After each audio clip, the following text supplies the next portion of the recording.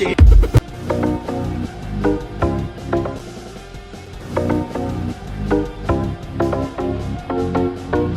Check it, you can hear.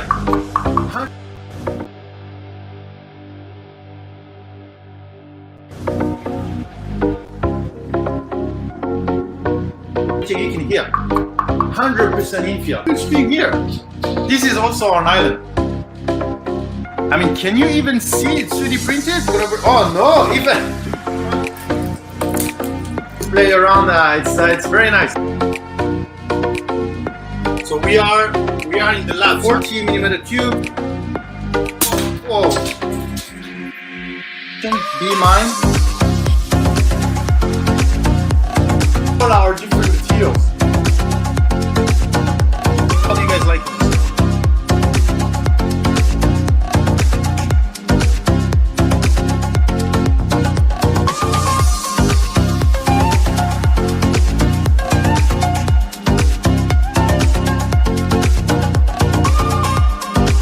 I think we are live.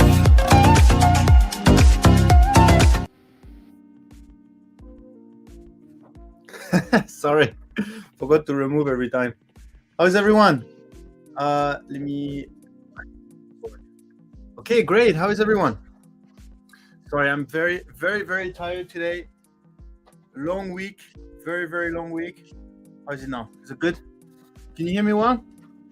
See me well, hear me well.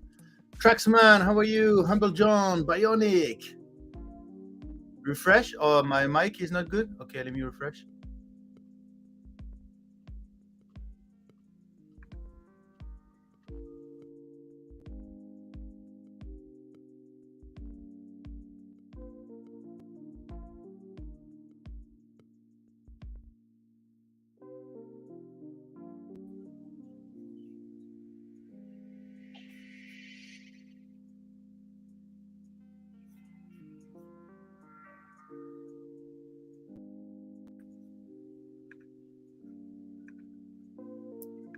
How about now? Why I have to... Wait, now I have two... I have two myself. You see? I have me and me. Oh, okay. Now it's self. Okay, then I lost all the conversation before, all the chat before. So why do we have a pin? What is this? Why do we have a form in the pin chat? Oh, is the thing from last time? Can we remove it?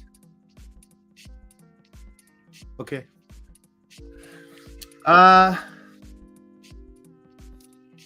Westery, how are you? Make a me right. Bionic, Humble John, I say hi already.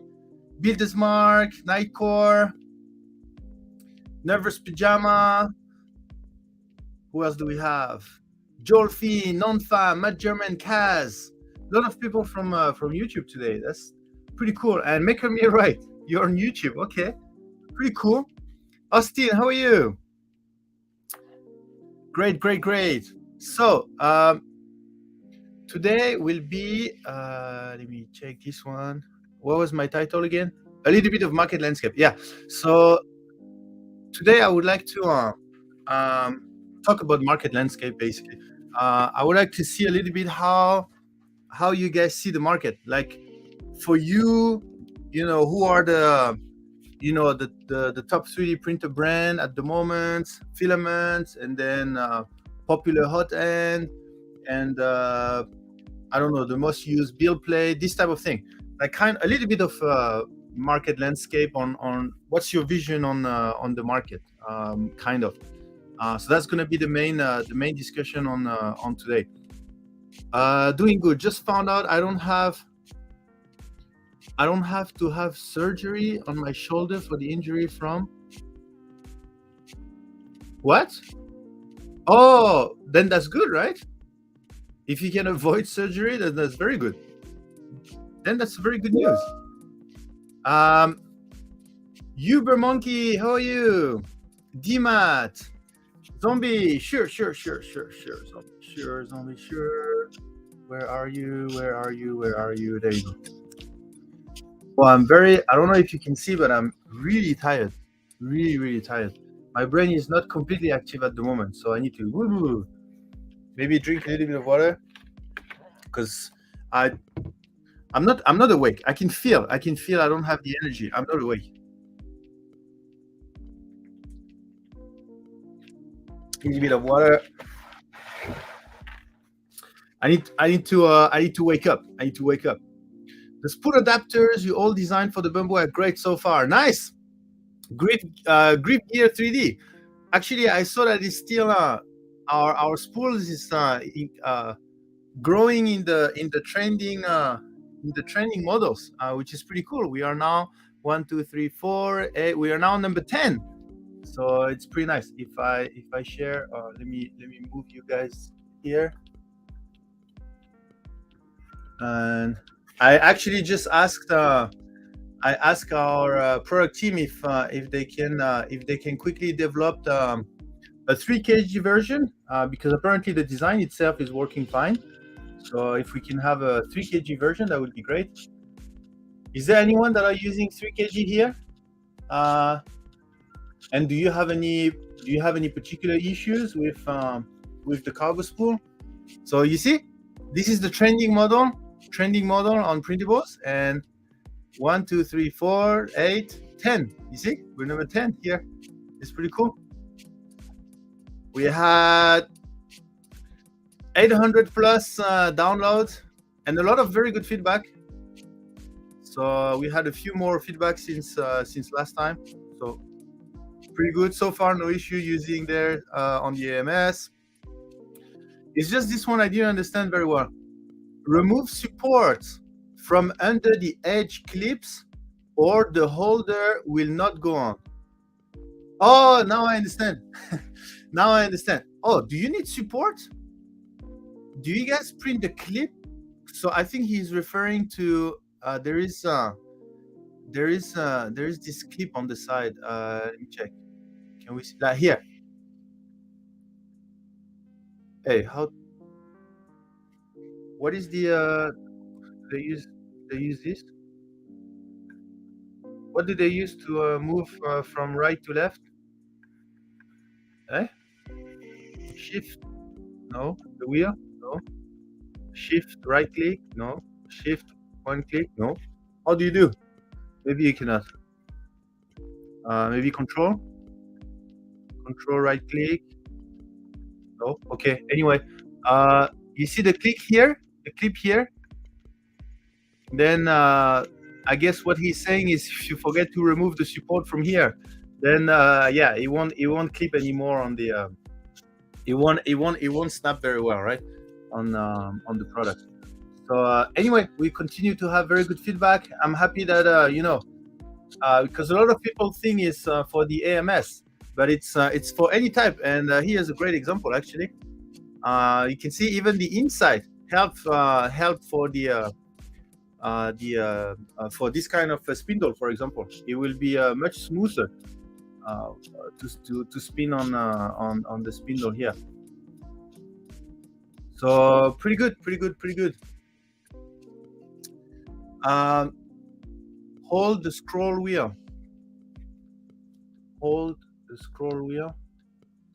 Let me check. Because I don't have a wheel. I'm on the trackpad. Hold the scroll.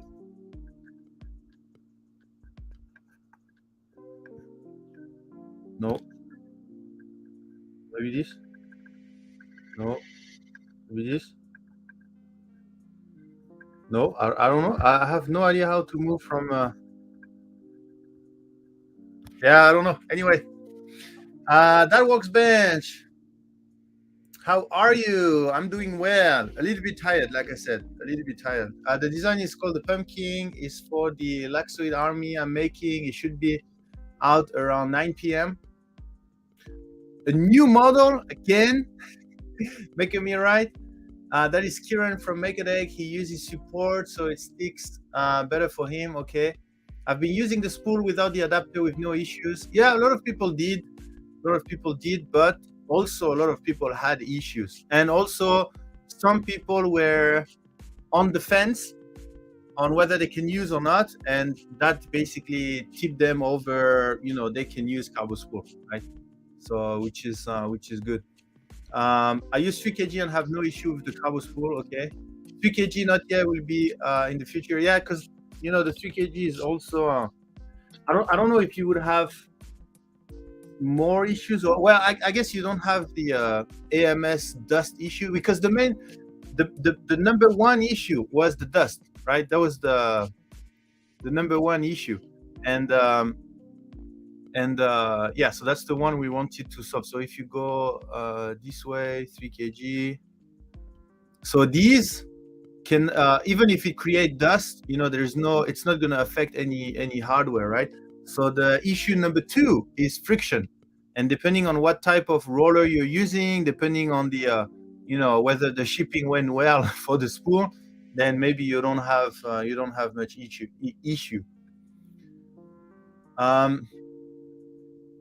Hey, Stephen Poole, working hard on I'm about to release a new design. Great. Yeah, I don't drink an energy drink. I only drink water. Sparkling water. Westery feeding the horse. Oh, Westery, by the way, I know you're feeding the horse now, but just if you can hear me, did you finish the bow? How's the bow going? Was that working?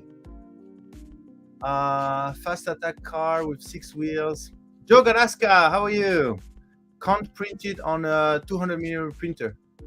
Oh, I forgot about that. Yeah, actually, does it make sense to print? Oh, I forgot about that.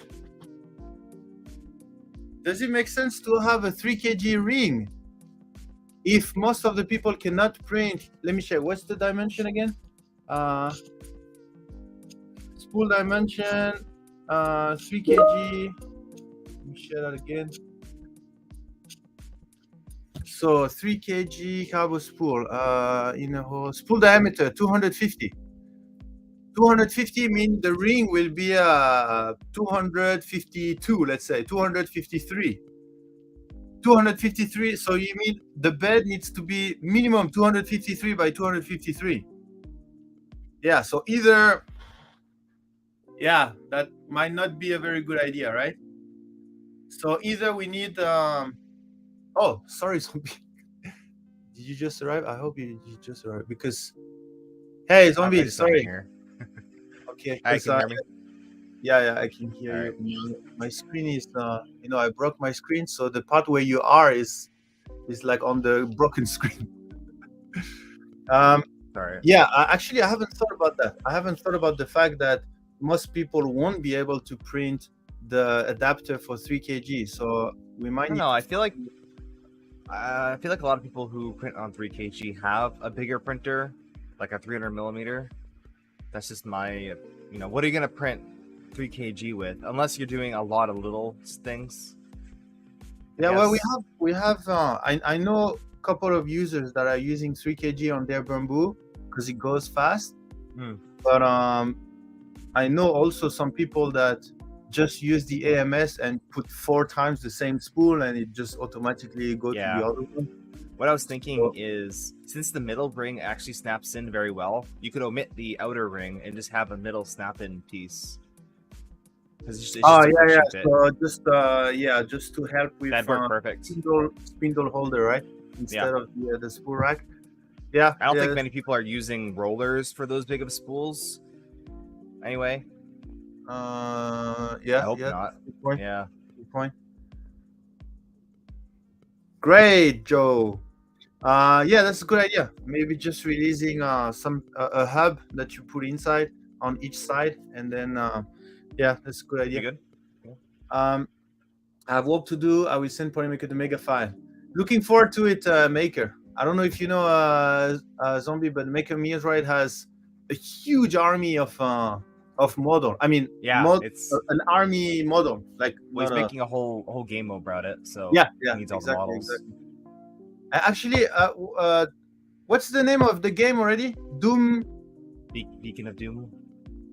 Become of Doom, something like this. Yeah, I know there's Doom inside, but I don't remember. Yeah. But yeah, okay, cool. So what I wanted to say before we talk about the market landscape, number one, I think we will soon be able to do a Prusa giveaway, because thanks to this pool adapter, I got a couple of Prusa meter. So we might be able, I don't know what to get yet. The first time we talked about that, we wanted to give away the hoodie, but it's I don't have enough yet. The issue with giving away a hoodie, I mean, unless you order it as needed, it's just sizing. But if you, yeah, I guess you could send it after. Yeah. You have to be careful with all this stuff, though, is you have to pay for shipping. Oh, we have to pay for shipping. Yes. Okay. So whatever shipping cost is. So for me, to get a spool or a shirt, it's about $20. Really? Then Last you time can I buy a checked. spool locally, right? Yeah, exactly. So Oh, okay. your mileage may vary, but yeah, when I was trying to buy them, especially the t-shirts, it was just a bit much compared to the actual cost of just buying the shirt itself. Yeah. Printables. Yeah, $17 per spool. It's international. It's a big package. Yeah. Yeah. Anyway, we'll have to use these Prusa meters at some point, right? I don't know what to. The to get sweatshirt's yet. really good. The hoodie, I like that. Yeah. I want to probably make a hoodie as well. I love these very convenient hoodies and a regular T-shirt like this, like the one we're gonna have at Murph. Oh, you can buy a printer with 10,000. Okay. Yeah, Fixin' Dude. I think he's one of the first people to get one, and now he's almost at his second. Really? Oh yeah, because of course. I guess he has a lot of Gets a lot of downloads. Sideline, $17 for a spool shipped to Arizona. Yeah, then I guess they shipped everything from. Well, didn't they do something with Printed Solid to solve all of those issues, like operational issue, logistic issue? I don't think any of that's been incorporated yet, or if it has, it's been minimal. Oh, okay. I thought you would have, bring the Prusaman brand a bit more on the forefront after solving all of these logistic issues. That'd be nice, but these still ship from their main factory. Better off buying Prusaman on Amazon. Yeah, I mean, if it's $20 shipping, $17 or $20 shipping, and if it's same price on Amazon, like for a new one, I don't know. My one public model has been downloaded 16 times. Yeah, what model did you make? Let's have a look. What is it? What did you make, Uber Monkey? Is that the same? So you have to do like an @ symbol if you want to find the user.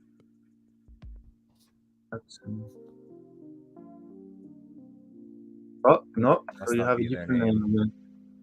There it is. Stackable SFP holder. It's pretty specific. Okay. What is that? Oh, is that your model? What is stackable. And what does SFP stand for? Printed oriented, blah blah. The author. I don't know.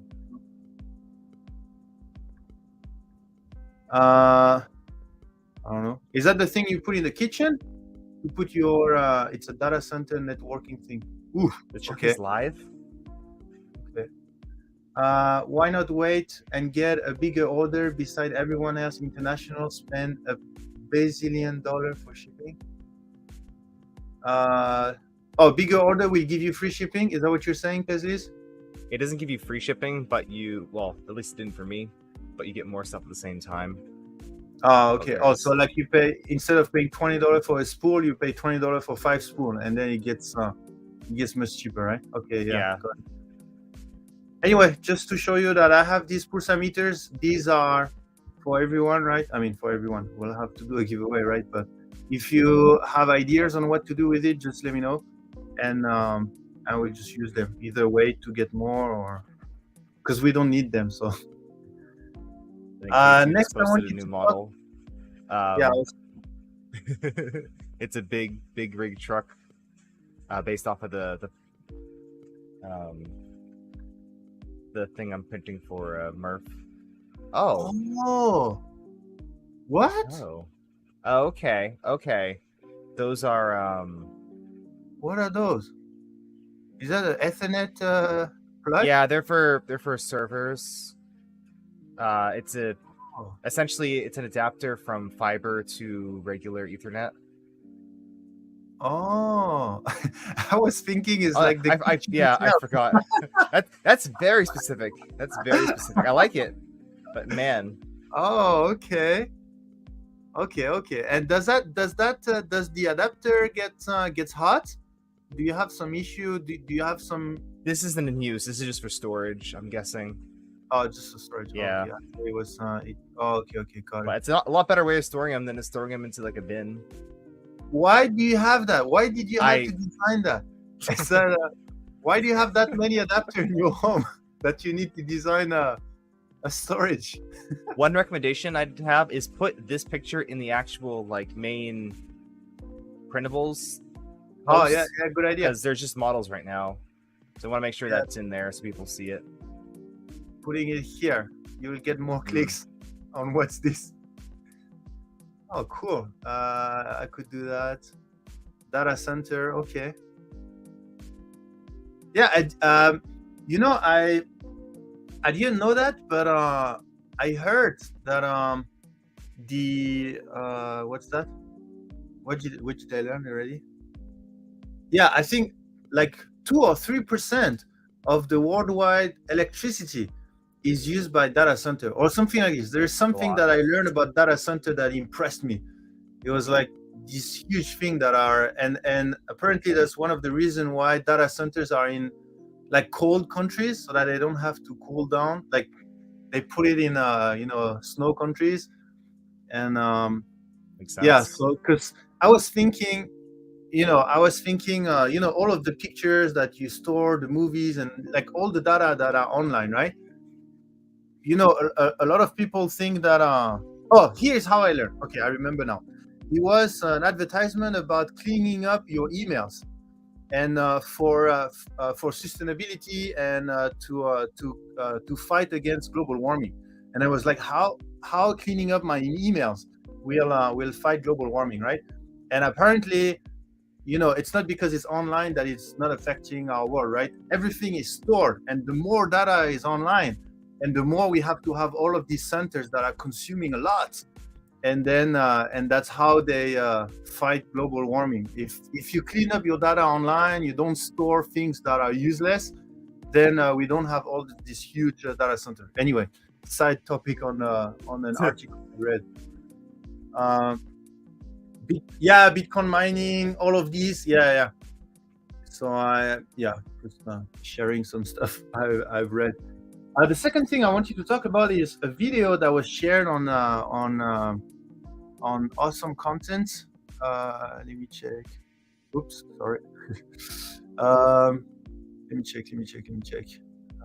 Awesome Content. I think it was something about transparency. Yeah. So I watched this video from where do you go? This one. FDAF share video about Prusa's respectable transparency, and I'm very big into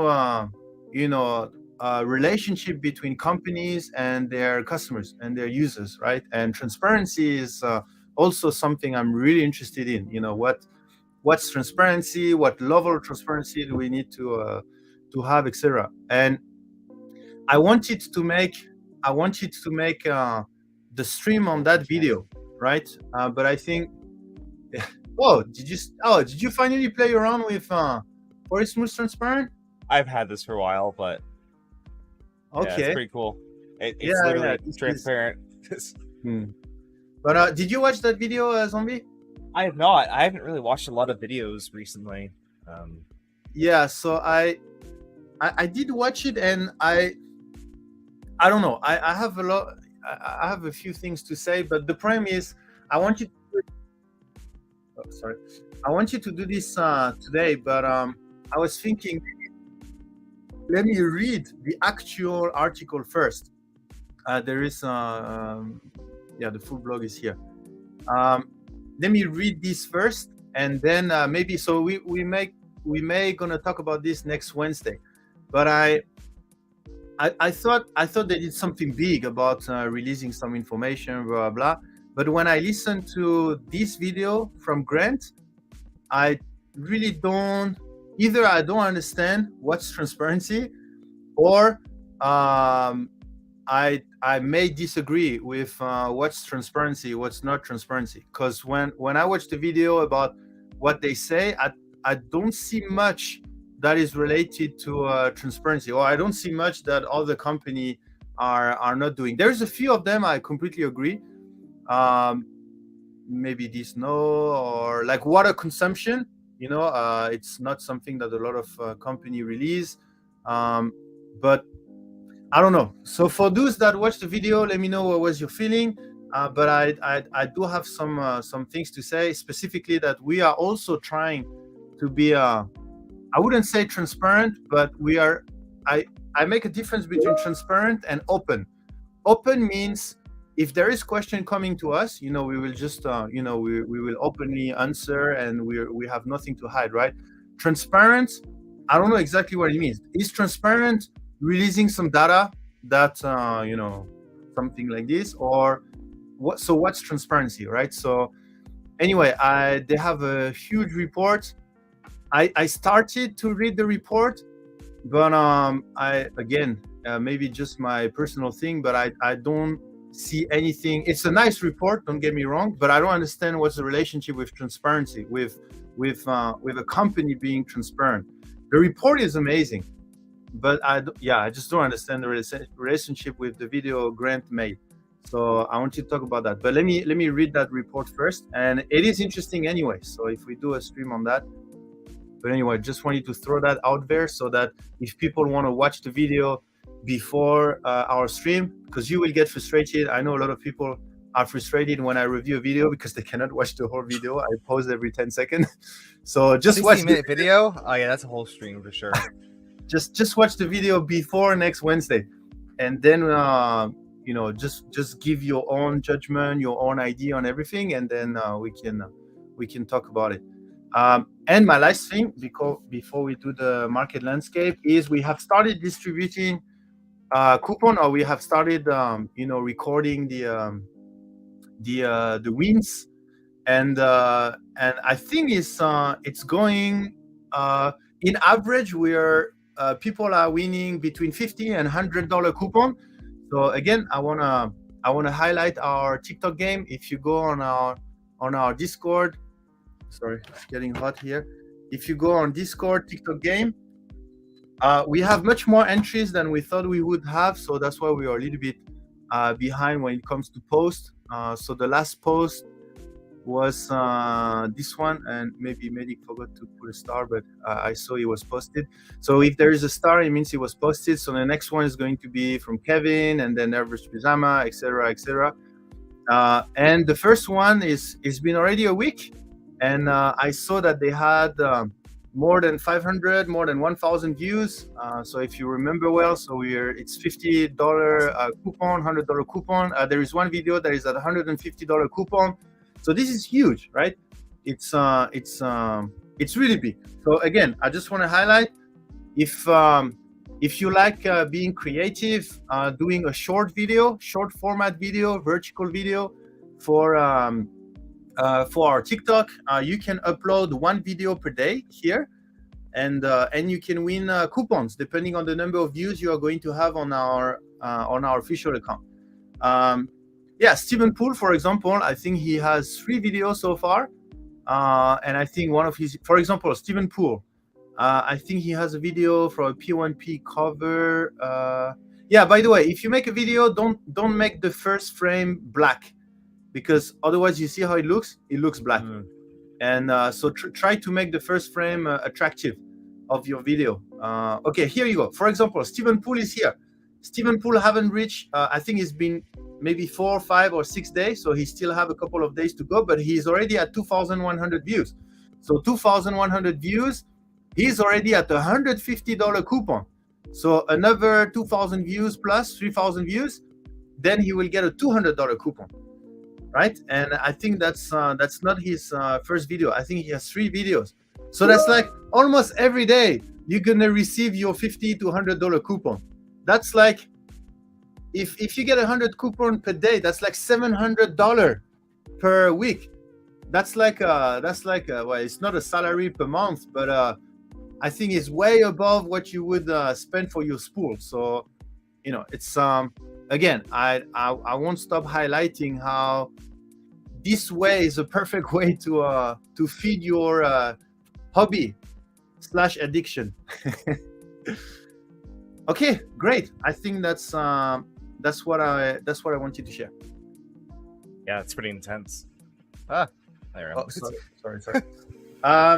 Oh no, I didn't get the notification. Theodore Bradley. No worries. I just gave a few notes before we start, so no worries. That's nearly a part-time job. Yeah, there is a lot to earn from that, and then you'll get better. You know, you'll get better at make TikTok video. I mean, you see, Medic has made a video that has 60,000 views. You just get better at doing this. Prusa selling just rolls of filament with no plastic and just the center core cardboard, trying to reuse what's out these roll wise already. Yeah, so if you're talking about the report from Prusa, yeah, I've seen that as well. And again, it's I don't understand the part with the transparency, right? The fact that it's, for me, it's a sustainability report. And the part that Grant released a video about, this is an amazing transparency. That's the part I would like to discuss together, open to debate. Mike, to sum it up, in my opinion, it was kind of like the unknown part of recycling filament. What's recyclable? How will it be accepted? And what Prusa has been doing to try to tell everyone what they are doing to leave a better footprint on Earth. That's kind of how I interpret it. Yeah. So I think it's more on the sustainability part, right? I mean, for example, stopping saying that PLA is biodegradable. You know, pretty much all the filament company has done this. It's not really a decision. It's almost the law. You know, the green consumer rights. You cannot say that. So it's, again, it's open to debate. So you see why I want to talk about that, right? I have a lot of things to say on this part, and it's going to be, I guess, a 2-part stream. One that will try to debate why is that transparency, and maybe what is transparency in the company, what people are expecting from a company when it comes to transparency or openness. What are you guys expecting from that? And the other part is, yes, the sustainability, which I think is a whole topic on itself. But by the way, in our new website, we will have a sustainability page if you are interested. Nothing new. You know, most of the project we have done for that, but we just summarize it nicely. By the way, I think we passed the 500,000 trees. So I will make. We will receive the certification from One Tree Planted. Once I receive it, I will post it. But yeah, just Nice. Quick congratulations to everyone. I mean, 500,000 trees. It's huge. 500,000 trees is amazing. The new Polyterra rainbow on there too. Yeah. For anything that is called Polyterra that has a sticker, well, they all has a sticker, but if you are doubt, there is a sticker that says this product plant a tree, then it plants a tree. K2 Ponymaker store opens in a few weeks. Place your pre-order now. Thanks, TikTok. What? He's gonna resell your spools because of all the money he's making off TikTok. That's yeah, for example. Our resellers are going to come and produce content for us. Well, like I said, last time I released the coupon, right? We had a resellers that stock up with I'll be very interested to see how quick it'll take until either the threshold for video views goes up or like the rewards go down. I can imagine fairly soon, but that's up to you. Yeah, right? I think so. I think in less than 2 months. In less than 2 months, That's a long It's time. it's not gonna be the reward, but I'm going to increase the required number of views. Okay. So that's why I say go in right now, and if you upload and we post it later, the day where you post it on Discord, this is the day where we are going to register what was the price point at that time. So even if we post it 2 months later, what's that? Did you print for your wife? It's a wine bottle holder. Oh. It holds a bottle of wine. Okay, interesting. Pretty good. The bamboo is very Yeah. clean. I'm surprised. How's the Z bending on that heel? Because usually these kind of wobble around a little bit. Pretty much non-existent. Okay, then that's Like, good. this is under very harsh lighting and a tiny little bit of inconsistency, but for how fast it's printing, pretty good. Just make a Joel is printing with Polemica gold filament on stream now. Oh, nice. On Twitch or where is he streaming? I just posted that. Oh, is he printing with Polymaker? Wait, what? Where is he streaming? got it. The 3D printing nerd. The 3D printer Joe telling here. Is he on Twitch? No. Is he? Sometimes he is. So most likely on YouTube, I guess. Yeah. Let's go and check. Giving. Oh, on the Neptune. Is he printing Neptune on Neptune? Is he? Is that I think it was Paisley's. Oh, there you go. He is Joel. Hi, Joel. Hey. Printing with okay, PA Pro Gold. Nice. Is that PA Pro or still? Because it's pretty shiny. Looks like silk. We have some Polemica steel here. I have the Polemica Starlight watching live from your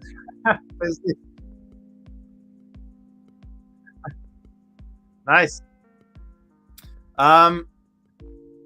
Okay, cool. So let's start the topic.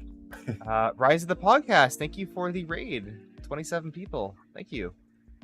Oh, nice. How's the Welcome on in. Raiders? How's Raiders? How was the What were stream? you, Rise of the Podcast. What were you podcasting about? Shenanigan. I like that. Shenanigans? What was the postcard about? Podcast. Podcast. What was the podcast about? Welcome Raiders. We should do a podcast. That'd be fun. Polymaker podcast. Actually, you know what? I don't even know what a podcast means. Is that a podcast? Is you are in front of the microphone and you talk, or what? It's what? essentially like streaming, but without video. Us, but then That's why are they on Twitch? Is that without? A lot of people record them, and actually, a lot of podcasts now have video. They're posted on YouTube. It's just really a stream where people don't interact with the audience very much. Like kind of what we do they for the don't Z and Z interact. show. It's kind of like a podcast. But Because podcast for me was like a radio, but Yeah. now a lot of videos are called podcasts. So then I realized I don't know what podcast means. I differentiate them by either do you have to, oh, there's my lights. Do you have to be watching the stream? Like to actually see it? Like, all right, today we're going to look at this thing right here, or I'm actually describing it so you don't have to actually watch it. I think that's the difference. so it is something without video, but it's just that now they just record themselves talking. So Yeah. you don't really. Oh, okay. We're just streaming us, hanging out, talking. We have a video podcast. Oh, okay. And you can interact with viewers, but you have to say exactly like, hey, Maker Bees in chat says the format is a podcast, etc. So you can comment on it. So everything you say has to be hearable and not seeable. Sometime you should drop in and watch them. Yeah, I think I watched one podcast. I think is it the people on the sofa, like on the corner sofa or something like this. I think I watched one. We're barely a traditional podcast anymore. It's more a community discussion about topics. We have video elements if you want to watch, but it can be listened to. Yeah. Okay. Nice. Because I heard another podcast about cosplay, that is on Spotify, I think. And this is like a half an hour, and there is no video. It's like, you know, you have to hear like a radio. Okay, cool. They started as a podcast, but they are now very interactive, and you would want to watch it live. Okay, nice. Thanks again, rise of the podcast for the raid. We just started. I mean, I know it's been almost an hour, but we finished the introduction, let's say, and we are now going to talk about market landscape. And it's great that we have Zombie here, because we'll have some good knowledge from specifically from the hardware side, which I don't have at all. So I'm kind of biased with a lot of this stuff because I'm an enthusiast, so I mostly look at the enthusiast side of things. Yeah, which is great. The idea is to have, you know, from our community perspective, what is the vision of the market landscape? You know, because I've talked with a TikTok expert in the 3D printing. Well, not TikTok expert, but I should say someone that has 1 million plus followers about 3D printing on TikTok. And I asked him about market landscape. And it was very interesting because I'm very biased, and we are very biased because we are in the Polymaker community. But for him, Polymaker was a tiny brand that was like, you know, we were not even in the forefront of 3D printing. It was a very small brand that we barely heard about. And, you know, maybe we sell a couple of spools, and our portfolio, maybe we have a little bit of PLA, maybe PTG, etc., etc. So that was the vision of what Polymaker was. And I was thinking, oh my God, you know, I need to get more vision. So obviously here, it will be completely biased. So we won't talk too much about filament because, you know, it will be very biased. But outside of the name Polymaker, I'm interested in how you see other brand, right? Because I do have a pretty good insight on the size of the different brand, but I want to see from your perspective, you know, maybe you think that brand is huge or that brand is small, while actually, you know, if you look at the numbers, maybe, you know, the landscape is actually different. So anyway, that was the idea. Thank you so much, Gus. We love 3D printing, and Polymaker is sorry, phenomenal. So we're very interested to see what's happening. Thank you so much. So, okay, let's get started. First, we'll get this one out of the way, the material. So, in the chat, please write, who do you think is the top one? I'm talking about North America, right? Is the top one, most likely not much European people watching because it's the middle of the night, but in Europe, in North America, which one do you think is the top one filament brand? I'm not talking about manufacturer, I'm talking about brand. If it's Polymaker, then please say the top two. Okay, you write Polymaker / and then the second one. But if it's not Polymaker, the top one, then please let me know who is the top one. So I want to see a little bit.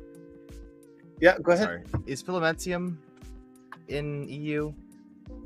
I mean, whether the brand is in EU or not, it doesn't matter. But in the North America market, you know, people buying, Americans, Canada, Mexico, people buying. Which one do you think is the biggest? In North America. Yeah, in North America. Okay, so we have Sunlu. I can see Eason. I can see Polymaker and Sunlu. Okay, Hatchbox. Okay.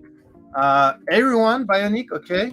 I think Bionic is from Canada, so I will put that aside because I know everyone. I know he's from Canada.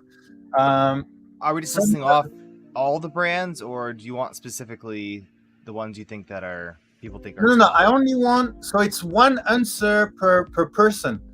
Who is the top one? Like I saw a Protopasta. You know, is that a brand you know, or Major Gamer Geek? Do you really think Protopasta is the top one brand of filament in North America, right? So because I start to see a lot of different names, but it's really one answer. You have one answer on who is the top one. If it's Polymaker, then give me the second one. I'm gonna say manufacturer. I would say Inland because it's a it's a locally based or like physical market. Okay, Does that- so we would have that count? Inland from Zombie. Like I went to Micro Center. There's a lot of filament there. Okay, let me continue. Greece. I think the top one is Overture. Top in which aspect? In volume. It could be sales or volume. I mean, I guess it doesn't make much difference if you don't do the actual market research. But yeah, top in which one do you think sell the most filament in North America? So top in that aspect, not marketing aspect, not community management aspect, not portfolio wideness aspect, or blah, blah, blah. Really the one, even if they only sell PLA black, but they sell, I don't know, 1,000 tons per month, then they are the top, right? Sunlu has a ton of commercial customer. Yeah, I have been enjoying the Bambu Lab basic PLA, but it's pretty limited to that printer. Yeah, Eason, Hashbox, and Overture are big on Amazon. Yeah. You could also, you can go on Amazon and rank by the top. I mean, it's listing, so it's a little bit different than brand. And then you can estimate whether Amazon is a big platform or does it has like, let's say 70% of the market, and then there's others. So, okay, Major Gamer Geek. Again, so Protopasta, Triclo, Mother Hacker. Please let me know if it was really your top one, or you just wanted to, give some names that you think are big. But I really need the top one, right? So after this explanation, I'd say Hashbox was told me about. Next to me, at least I'd say Prusaman, Prusa. After Hashbox, Prusaman, okay. In North America, huh? Mike? North America, okay. I mean, yes, I'm biased. Like, I mean, it's fine if you think Prusaman is the second biggest, but just to make sure, North America.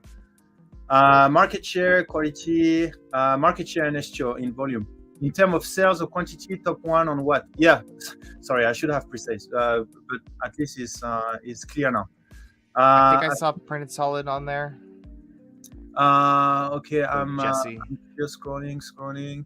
Everyone is big on Amazon, which is what I imagine is the biggest. Inland Micro Center, yeah. Okay, Mother Hackers. Shenanigan, Overture, Paisley's Giant. What is this? Giant Arm? What? Really? You think they are the biggest? I don't even know their name. Is that a brand? I don't know. You're probably thinking. Well, obviously. Sorry. Okay. Giant. Okay. I guess you're talking about this one. Giant Arm. Okay. Product. Yes, Micro Center does a cookie CAD. That's where I got my cookie CAD. Okay.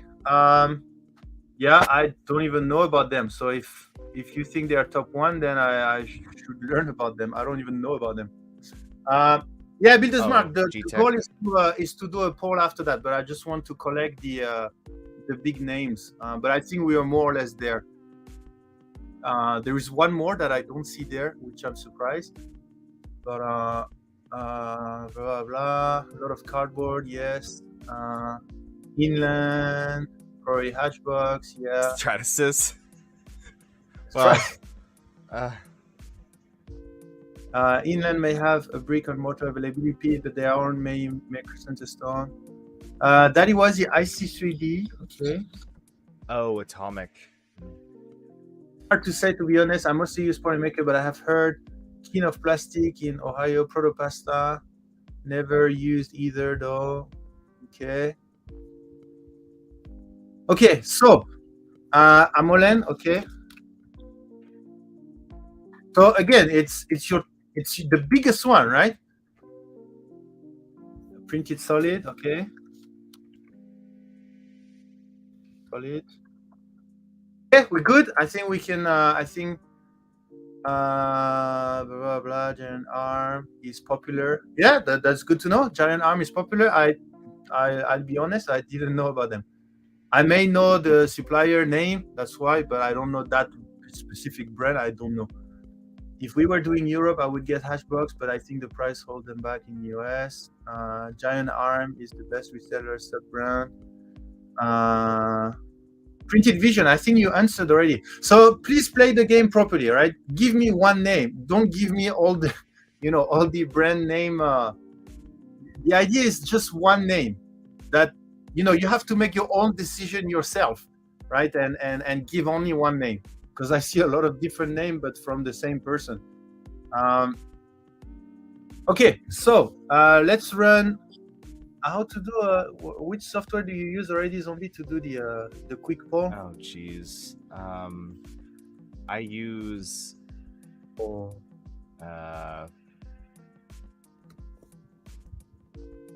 Droppoll. That's the one, but I don't know if it works internationally. Droppoll? Strawpoll, like Or straw. Strawpoll. Strawpoll. Quick poll maker, create the poll in seconds. Okay, let's do a very quick poll, and then we'll have our community market research in a few. Who do you think is the biggest filament brand in the US? Make sure to set up so you can only vote once. In North America. Multiple choice, yes. Answer option. So we have. Oh no. Oh yeah. Sunlu, Eason. By the way, I say North America, right? So, if one is big in Canada but not big in the US, most likely it won't be the biggest in North America. Because I've seen some names that are really big in Canada, but in North America itself, they might not be as big. I see 3D. And Angolan and Printed Solid. Okay.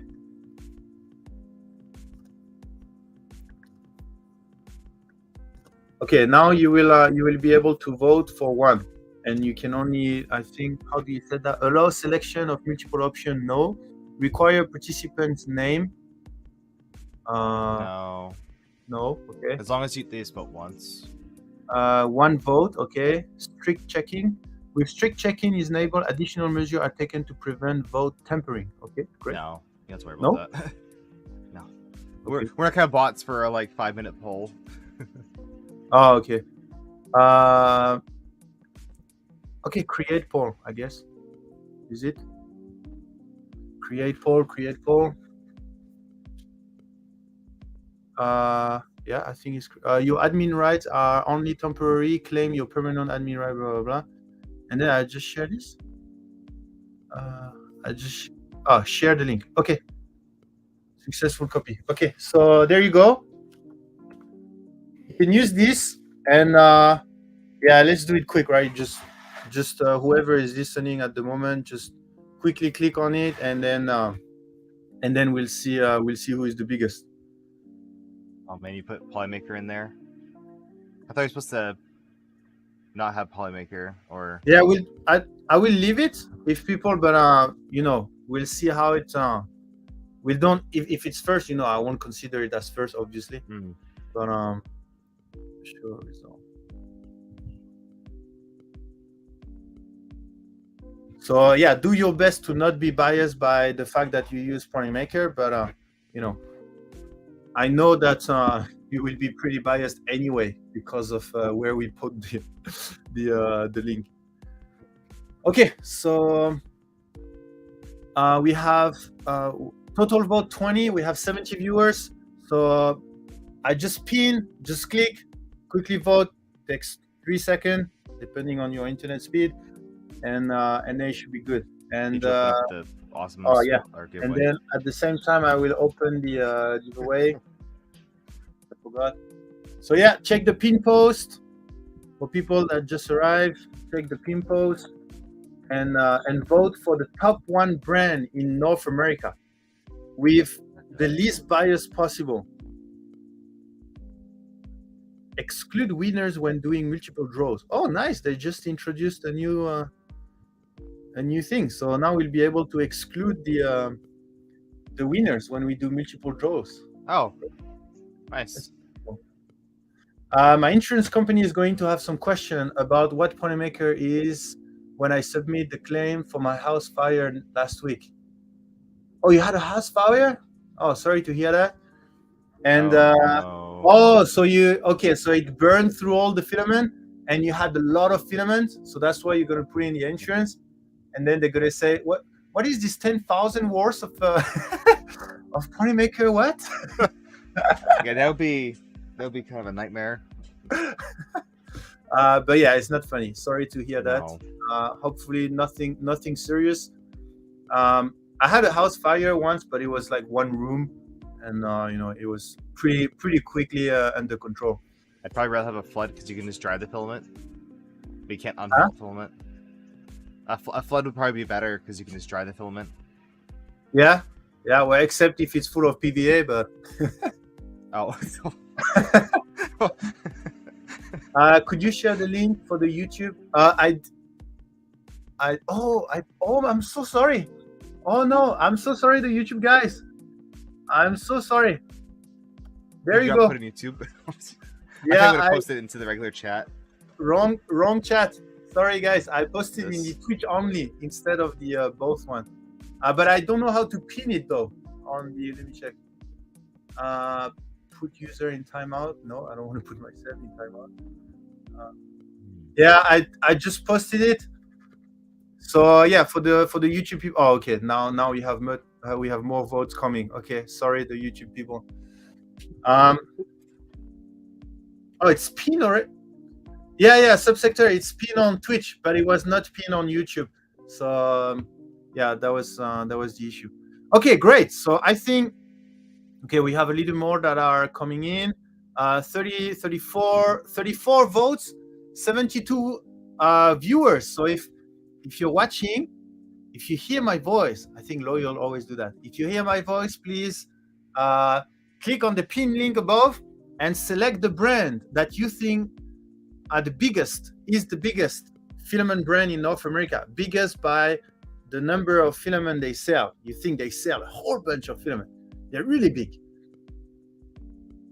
Because the results are, in my opinion, pretty representative.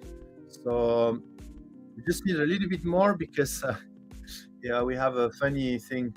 So just a little bit more votes. We have 38 votes, 71 viewers. Okay. Come on, a little bit more. I know you there, you that is working on your report here and listening to the live stream. Just take a second, come to the live stream, click to the poll, and then select the filament. No, look at the beautiful hummingbird instead. Look at the hummingbird. Come, look at the bird. Come. All right, bird's going to go away. Okay, I think we're pretty close. The filament was submerged in water for 3 days. The house is going to be torn down to the stud and cleaned and then rebuilt. Oh, then that was a pretty bad fire. Okay. Oof. I hope nobody was inside. Oof. I hope you guys were on a family trip somewhere else. Get on Nick's poll. Yeah, 41 total votes. So that's more than 50% of the winner. So more than 50% of the watch. So not too bad.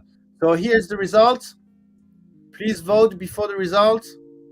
I'm going to show it in a bit. In 5 seconds. I think we all know which manufacturer has the biggest selection of colors. I think if you are referring to Ponymaker, I think it's not. If I remember well, there's still one brand in Europe that has more colors, if I remember well. Because I asked that question and someone in Europe has sent me a link to a brand that has a huge amount of color. I don't know if they have everything in stock yet, but I know they have more color than us. Whether they are colors that sells or not, I don't know, but they have a wider range than us. Okay, great. So this is the result. I was inside and tried to fight it, but I was overcome with smoke all 4 times. I tried to get to it. Yeah, I mean, at some point, better not risk your life. Maybe I understand, it's your house that is burning. You want to save it. But, if you have an insurance and stuff, I mean, even if you don't have it, your life is more important, right? So Yeah. Of course. except if you have your family inside, right? Just get inside. But outside of that, yeah, be careful. Okay, here's the result. Thank you for being awesome, diabolically done. So here's the result. So let's not care about Ponymaker because of the bias, but here's Eason first. Then we have Hatchbox, a very close second. Then Overture, Sunlu, Inland, and everyone. So everyone, I think, because they are, I think they are maybe the top one in Canada. Maybe, I don't know, because I didn't know about Giant Arm, but there might be. So, but in North America, maybe no. We have Inland, Sunlu, okay, Overture, Hatchbox, and Eason. So that's interesting. Let me record this. Is there anyone that is surprised by the results? What do you think, Zombie? Are you surprised by the result, or it's, that's more or less what your view? I mean, I'll be honest. We don't really have a large data set here, so I was expecting kind of this. I can see.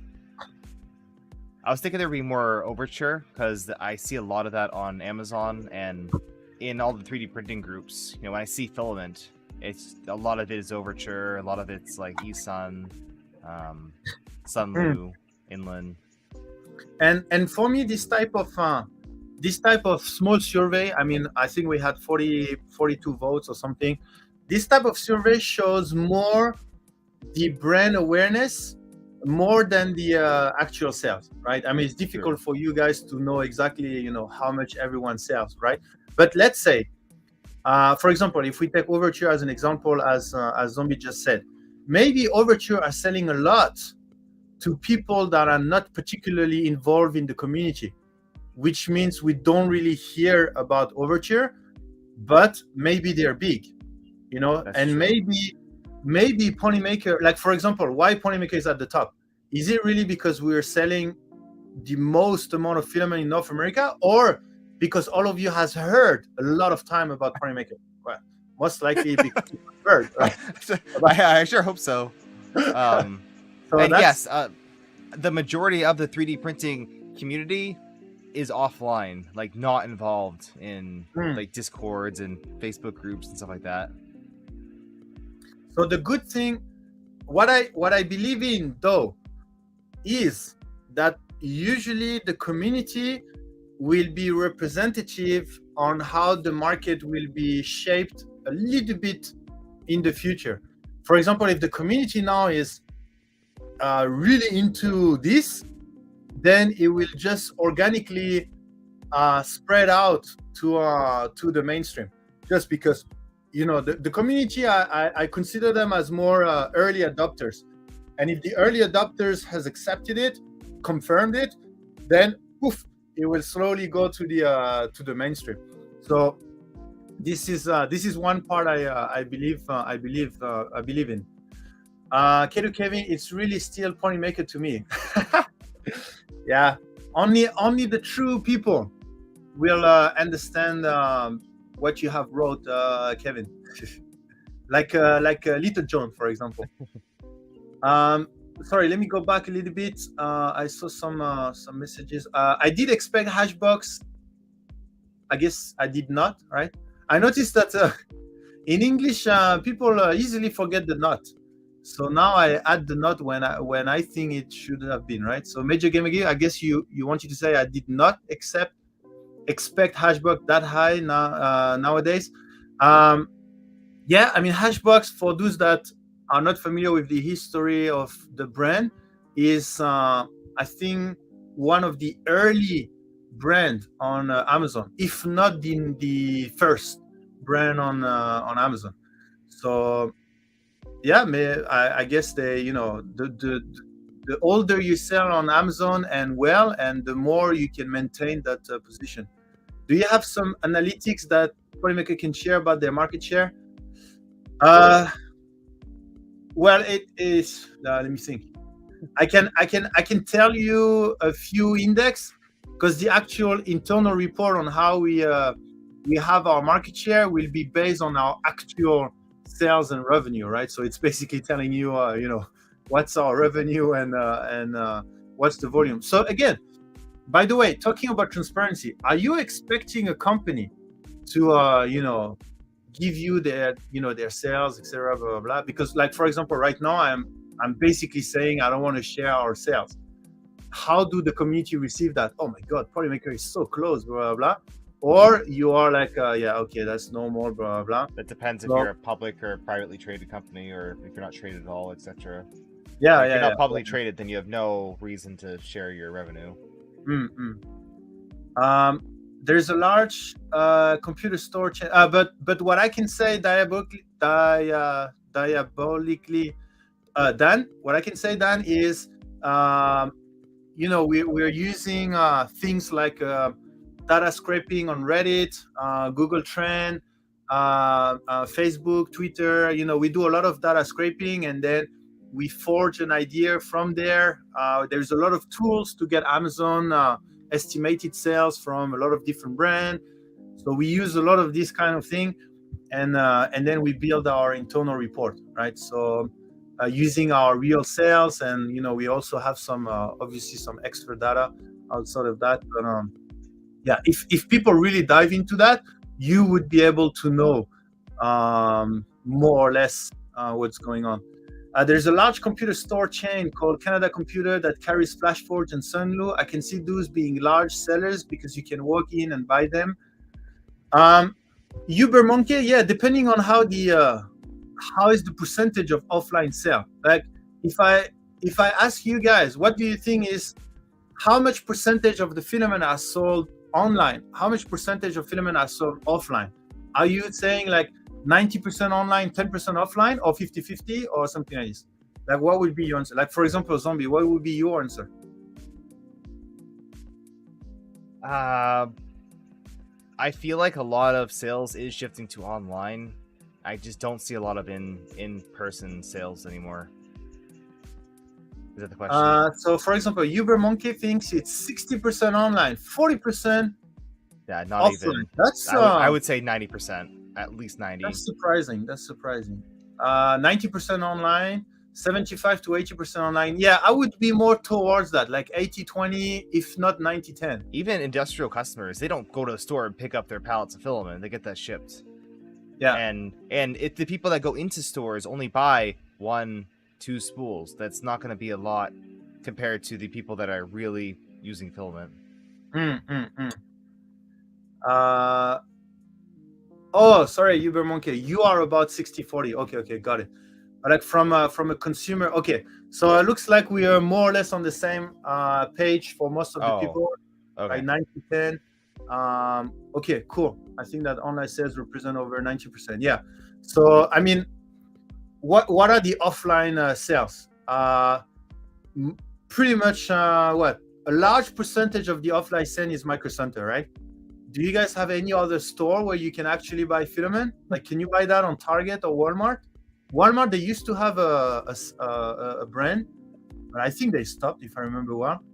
What really surprises me is Best Buy doesn't have any 3D printing stuff. Best Buy, given their company's kind of a little shaky right now, but like that's a tech company. You'd think they'd have 3D printers. Like they had monoprice stuff, but that's all gone. Yeah. I think with Target, they had some monoprice, I think. Silent, I wouldn't even know where to buy filament at the brick and mortar in Phoenix, Arizona. Yeah, I personally only know Micro Center. I don't know any other store that sell that. I don't think Micro Center sells as much as it might seem. Maybe not, but if we only take offline sales, I think Micro Center might be by far the biggest because I don't know any other, basically. Okay, great. So that was on the material side, and let's do the same thing on the printer side. Well, I pretty much know who is the. So let's do that. Who do you think is in 2023 YTD? I should have said that for the filament as well, but YTD year to date.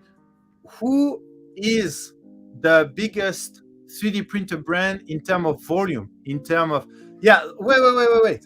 Before you start, because I know if the top one is Creality for you, please give me the top two, because most likely, no bias, but I do also think Creality is by far, in terms of units, the biggest. So outside of Creality, So you 3D can, printers. yeah, if you think it's Creality, please write Creality so that I know you also think this way. And a second one, because I see, for example, Mike say Bamboo. Does that mean you think that they sell more than Creality Okay. or not? So that's why if your Creality is the top one for you, then write another one, and then I know exactly what you mean. Okay, so let's go. Number one in terms of units sold, right? Okay, so we have some Creality, obviously. We have some Prusa. Yeah, only this year. YTD, only this year. Oh, jeez. We have Bamboo. Pilsifer, when you say illegal just this way, do you think they sell more than Creality? I just highlight this. If you think Creality is the first one, say Creality and the second one. If you think the first one is not Creality, then write the first one directly. I think Rise it's of the definitely Podcast, Creality. Anycubic. I would have to say probably Elegoo as well, Illegal. because they have resin printers as well. I don't know if you're specifying. Oh, sorry. FDM printers. Yeah. FDM printers. Do in-field pre-order count? Unfulfilled pre-order count? No, it doesn't count. Doesn't count. Yeah, Solvol, of course. Traxman thinks Solvol sell more than Creality? Year to date, probably. Oh, Close. that's interesting. Okay. Not close, sorry, but like up there. Okay. This year, okay. Yeah, this year. That's interesting. Run. Creality name is Tanky. Okay. Don't forget Voron. Yeah, but it's hard, right? LDO. Actually, LDO, yeah. I mean, they do ship a lot of units, though. I mean, probably not nearly as much as these fully built ones. Kingrun? Kingrun is growing. I still think they're pretty small overall. Dan, when you say Kingrun, do you place it at the top one this year, or are you just suggesting some stuff to consider? Right? I really want just anyway. I will do a poll after that, so don't worry. Zurno Voxelab, okay. Sub brand of Flashforge. Voxelab. Model price. Solvol has been making a big entrance to FDM this year. Okay. Anything else before we start the poll? Not at the top, just suggesting name. Yeah. Okay. So no anything else. Creality, Prusa, Bamboo, Anycubic, Illegal, Solvol, and Voxelab. Those are potentially the top one seller in the US. Creality sells hand over fist, but maybe Anchormake. Okay, I will add Anchormake, even though I mean you will vote, right? Yeah, by volume, by number of units. I haven't not even seen any reviews of the printer, really, besides the paid ones. Solvol for sure. Okay, so let's do this. I will start the poll with this name. So how do I? You also have to consider by volume. Do you mean total sales or total printers? Because total printers. So total yeah, printers, that's why like Prusa or even Bamboo. In that case, they're more expensive printers. Yeah. You still might sell a lot more of the cheaper ones because of entry.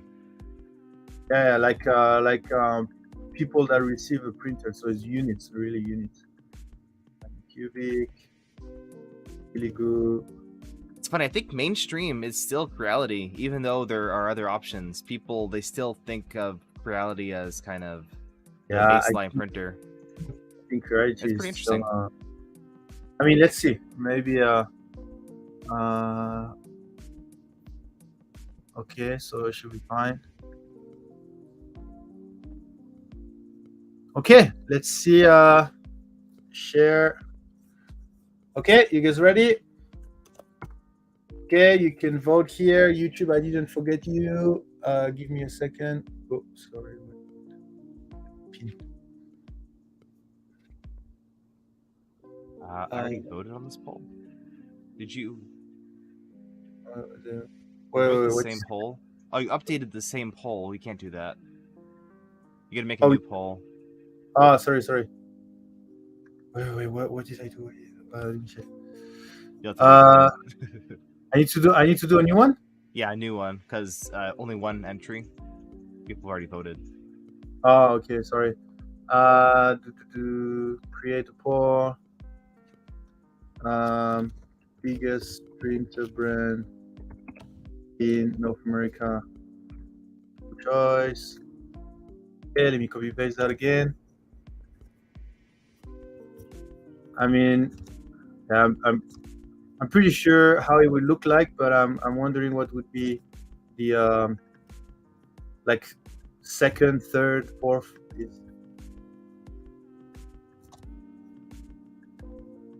Voxel Lab and Anchor Make. It's interesting also that, you know, out of all these top ones, the price point is pretty wide, right? You would think people think the top are like very cheap one, but now we are from 200 to 1,200. Yeah, right? the average price per printer. Like I see the P1P being offered as like the baseline printer now. It's kind of crazy. Yeah. Okay, you guys ready? So this one should work better. And let me pin. Can I pin my message? Pin.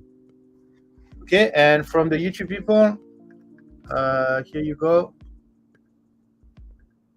All right, it's good. Let's go, YouTube people, Twitch people. Is there still some people on YouTube, or did I scare them away? And did I? What? 14. Yeah, still got a fair people. Oh, okay. I thought I make them sad because I forgot I forgot the link previously. People agree with me. That's good. Thank you for being awesome, people. Foxioli, Mad Cat, Iron Man, present, Krista, beautiful. I'm watching Joel's stream. Huh? You're watching both stream? Joel's stream. Oh, Joel's stream. Oh, by the way, the Playmaker prints. Who was that? Alex Swively has said that Twitch has updated their dual stream thing, and that maybe even if you're not affiliate or not partner, maybe we cannot even dual stream or something like this. He asked me to go and have a look, so I need to check. Yeah, it's definitely not allowed in terms of the agreement, but it's not enforced. It's kind of tricky. Yeah, like, I never hear anyone actually being enforced by that. Because I don't understand what it would. Oh yeah, if we really like Twitch, then because I'm not getting anything from Twitch, but I am actually. I use their platform, and then I enjoy the rate from others, and yeah. That's the thing. It's a lot of people are actually just doing their streams on Twitch and then uploading the VOD to YouTube. Yeah. It's so much more convenient just to stream right to YouTube. Yeah, Pete, that's the issue with straw poll. That's why I don't use it. It's because it blocks out some specific things, so you can't spoof the votes. Okay, we have 34 votes, so there is still 10 votes needs to go. Good. So please check out the pin post. And for the YouTube, if you scroll a little bit, there should be, or if the YouTube people want to post it again, and then vote for the biggest brand.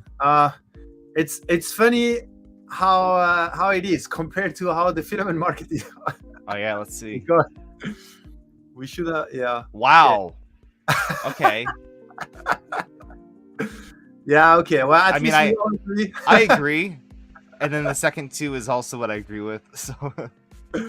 Yeah. Okay. So we should have done. We should have removed Creality actually. Yeah, just like you should remove Polymaker from the other one, probably. Yeah, maybe.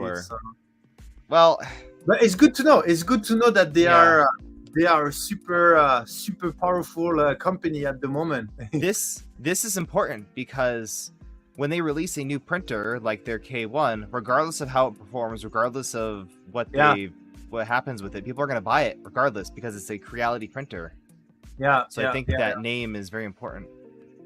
And I was doing I don't know if I shared that, but I was doing some research on TikTok. I'm big on TikTok at the moment, and I want you to see 3D printing company brand, how do they do on TikTok? And Creality has 1.9 million followers on TikTok. Really? They're huge.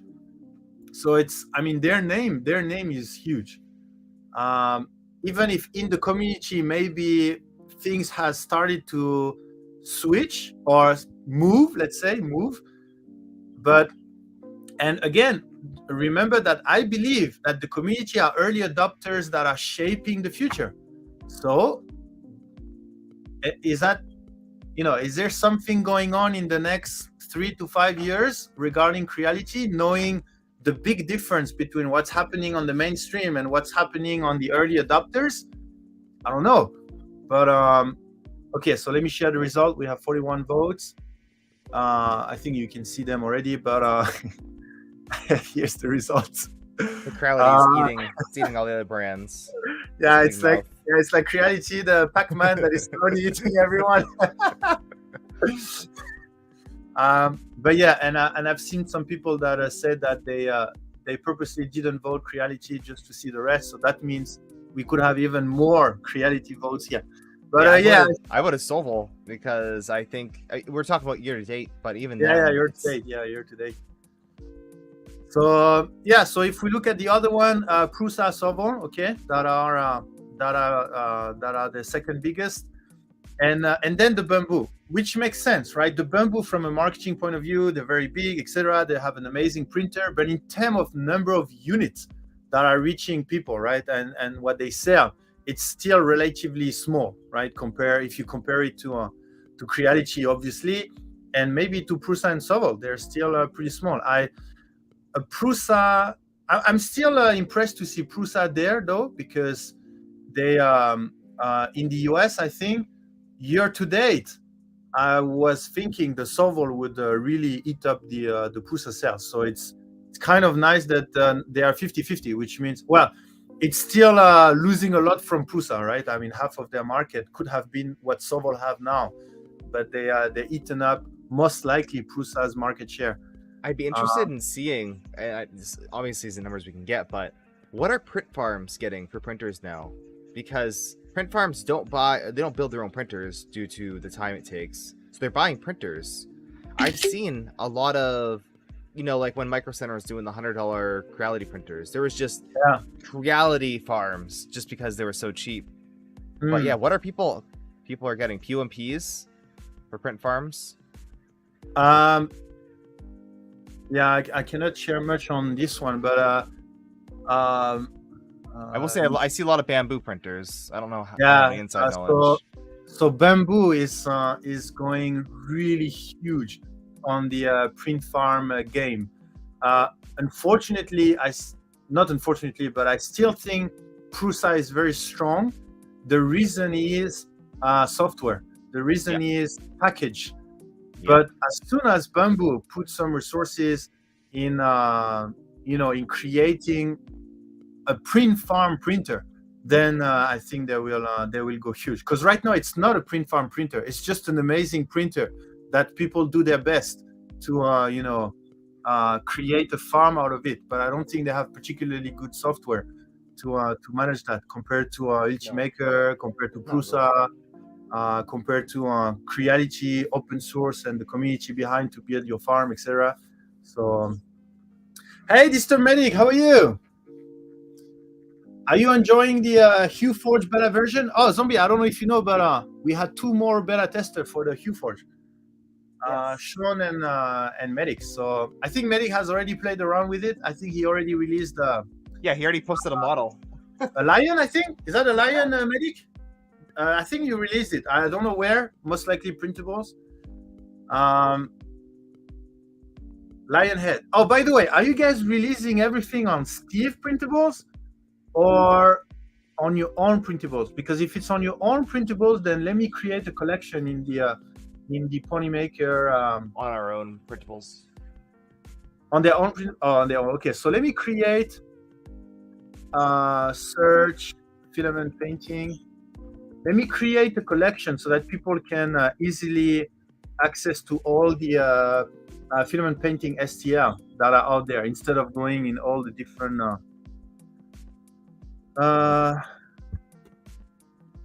okay, so let me create a new collection, filament painting, create and add to collection. Okay, so we have this filament painting, this is filament painting, this is filament painting, this is filament painting. What else do we have? This what are the those are already collection. Okay, so there is already collection. So I guess zombie, did you release some stuff on your zombie hedge? You type in HueForge, it should show up for all of them.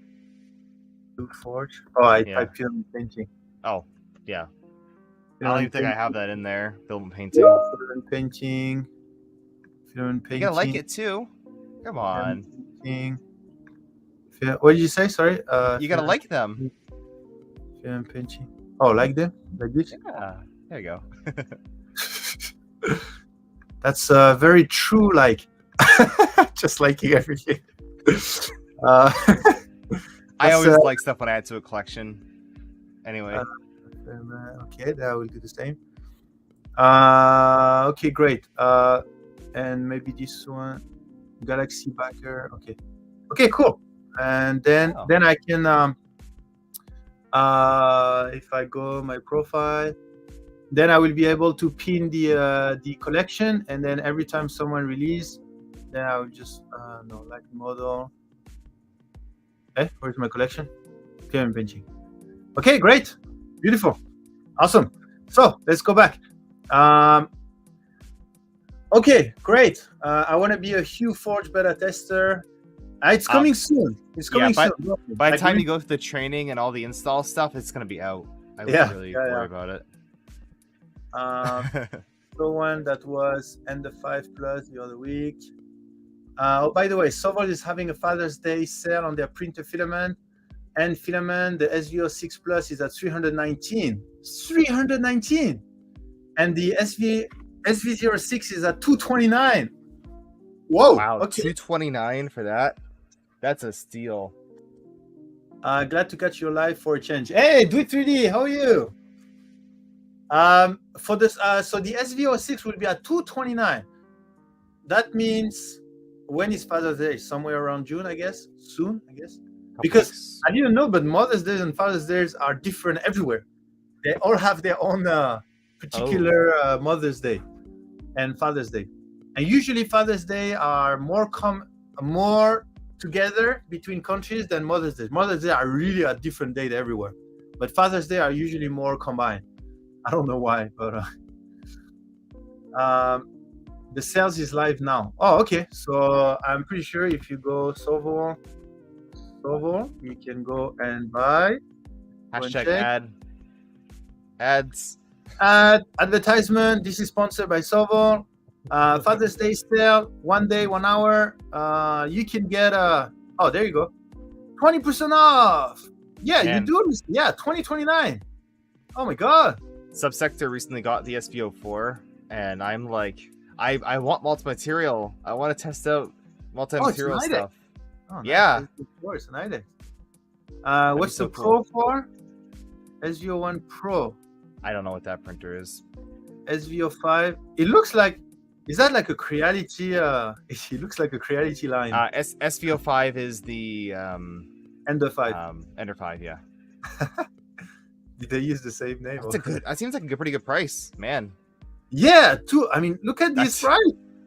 You should go and get it. We should do our prices for Murph now. I should buy it already. Pre-buy, yeah. That, that's probably better to say, hey, are you getting this specific printer instead of giving you money? So Yeah, go buy then I one. just buy them when they're on sale. Yeah. Let's get an SVO4. Stranger thing, Twitch ban incoming. That's more than 3%. What? Oh, 3%? What? I didn't get it. More if you have a stationary banner on your screen, or if your advertising takes up more than 3% of the screen, Yeah. then they'll like ban you or something like that. Oh, really? Okay, let me Yeah. move it when it's not stationary. Father, I actually don't know. I don't know. Okay. Okay, great. So let me not get banned. Next one I wanted to do. So thanks again for this one. Very interesting market share, market landscape for filament compared to printer. For printer, we have this is not sustainable. I'm telling you right now, the market is going to change. I don't think we are in a market that we can have a monopoly from a printer for too long. So I do think it's going to change. Rather than for me, this is healthy. This is healthy to have a lot of brands competing with each other. That drives the market forward. This a little bit less. Yeah. I would say.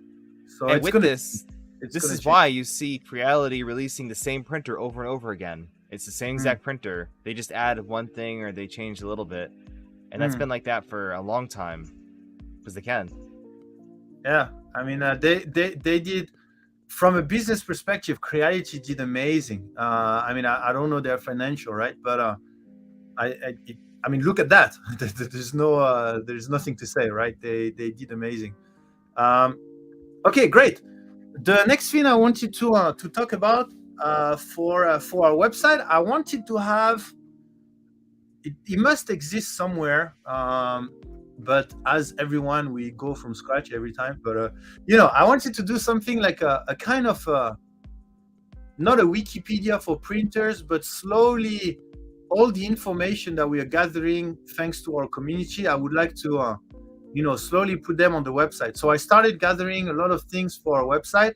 What I don't have is how to say. I'll give you an example. For example, for nozzle, right? There's many different type of nozzle that we can record, right? Whether it's a regular brass nozzle, and then we did that last time, quoted nozzle in many different things, the hardened nozzle, and then there's CST nozzle. I don't know if there's different type of CST nozzle. There's the Ruby, now there's the diamond nozzle, etc. So I would like to have a short page on the website that just go, for people that are interested in nozzle, for example, they just go for the website and they just in like it's like a cheat sheet, like a very quick, very nicely infographic on what is a nozzle and what are the different types. Okay, and then in less than 10 minutes, you are very, very knowledgeable about nozzle. In less than 10 minutes. That's what I would like to build, like a cheat sheet about this. Does that make sense? Am I, like I don't know. Yeah, does that make sense, Zombie? What I'm talking about? Having like a Wikipedia page. Yeah, like for example, in this area, like one slide, you should be able to have everything about nozzle, and then in one glance, you have a good understanding of the repartition, what are the different nozzles, the different materials that are used, and then what's the CHT, a small cutout of inside, what are the different ceramic hybrid materials, nozzle with the ruby, the diamond, and then tungsten carbide, what are the current popular one, maybe a few logos of companies that are big or this kind of thing. And it's like a one slide infographic. And then people, they go on that slide, boom, in 10 minutes, they have the complete understanding on what's a nozzle. So that's what I would like to create. So the idea during this stream, we still have a lot of time. I would like to draft that infographic. We can take nozzle. I mean, I think we are familiar with nozzle, because if we go in hot end, etc., I think it's going to be much harder to design that. God. Yeah, so let's do that small infographic with nozzle. We have 80 people watching now, so I think we're gonna have a lot of brain to help us design an amazing infographic. And because the most important when you learn something is how structured it is. If it's something very well structured, then you can record it properly in your mind. But if it's not structured, if you see a little bit there, a little bit there, a little bit there, then it's very hard, right? So if you want to make an idiot proof, you need to not use data and instead use star rating or something similar. Yeah, we can think also about the design, how it's communicated, etc. So what I would suggest to start first is some type of structure, some type of categorization of the different nozzle. Okay, so I will kickstart with the few things I know, right? What I know is obviously the fact that I will just put some notes. So a nozzle is defined by the size. For example, if you had to define a nozzle, there is the size, the material it's using to build it, and is there some type of standard when it comes to the thread? Because I remember when we talked about that in an earlier stream, there were two things. One that can be threaded on the V6 and another one that is a little bit longer. And I remember out of the two standard, the two of them can fit in the first standard, but the second standard, only one can fit on that standard or something like this. So is there anyone that remember that? Or, the thread on the nozzle, is there a standard right now? Yeah, M6. So the M6, there's only one standard, like the nozzle only come with one type of threaded stuff? So there's V6 size and MK8. Those are two like standard size nozzles. Both of them use a M6 thread. There's V6 and MK8. Is what you say? Or yeah. Okay, and you said both use M6, so it's M6 threading. Is that how you say? Threads. Correct. And then the difference is the length of the thread. The thread length is different. Yes. Okay. So you see, for example, this, I maybe the 80 people that are watching already know that, but it's something that maybe a lot of people don't know. And then they can, you see, in one snap, they know exactly. Oh, that's great. There is only two type, and then two different lengths. If we know the actual length, that would be great. But we'll check later. So is that what defines a nozzle? The size of the hole, how it's built, like is it quoted? Does it have a ruby? Is it hardened? Is it not hardened, etc. And the V6. Well, maybe the design inside, maybe the flow. I would say flow design. Like is that specifically designed in a way that it flows better? Is that a CHT, a completely different one, or maybe I should call it the flow design or something like this? Milled vs drilled. Okay. This I don't know, but let me record it. Milled, drill. I know drill like this. Milled is what? Milled vs drill. The main difference between milling versus drilling is that drilling is a process of making a hole into a solid surface, while milling is a process where you create features like slot, walls, thin webs, etc. Oh, so milling is like, yeah, I understand. Milling is like the CNC cutter that's gonna, right, and then making some shape. You can do complex shapes and angles. Yeah, and then drilling is just basically making. But then the nozzle, I thought all the nozzle were drilled. All the nozzle were milled for the I don't know the like either you put them on the lathe and then you just mill the outside and then it's drilled. But what you're saying is some are okay. I thought they were both for milling, pressage, and drying pressage. Okay, yeah, I thought it was both for all the nozzles. But anyway, yeah, internal design. Yeah, maybe that's a good way to put it, by any internal design. For the manufacturing way, let's put it in parentheses. I may need to understand a little bit more about it. So that would basically define a nozzle, I believe. And then in each of them, so if we separate them, in each of them, let's say in size, what are the size? Let's say if you had to record all the size you have ever seen. Let me record the one I have seen. 0.6. No, all the sizes. Yeah. Commercially available. I think I have seen this. 0.2 is probably more common than. Well, I don't know. Yeah, this is the one that I've seen commercially available and pretty not common, but it's not hard to find this. Sure. Is there 0.2? 0.02? Yeah, 0.2 and 0.25. So, like a Revo is 0.25, but like a regular MK8 is gonna sell in 0.2 increments or V6 usually. Okay. Yeah, so that I don't see a lot of 0.3. Yeah, I also have never seen a 0.3. It might exist, right? The idea here is to make it a bit more. So here we have to judge, right? So my judgment is this is pretty much what you will find.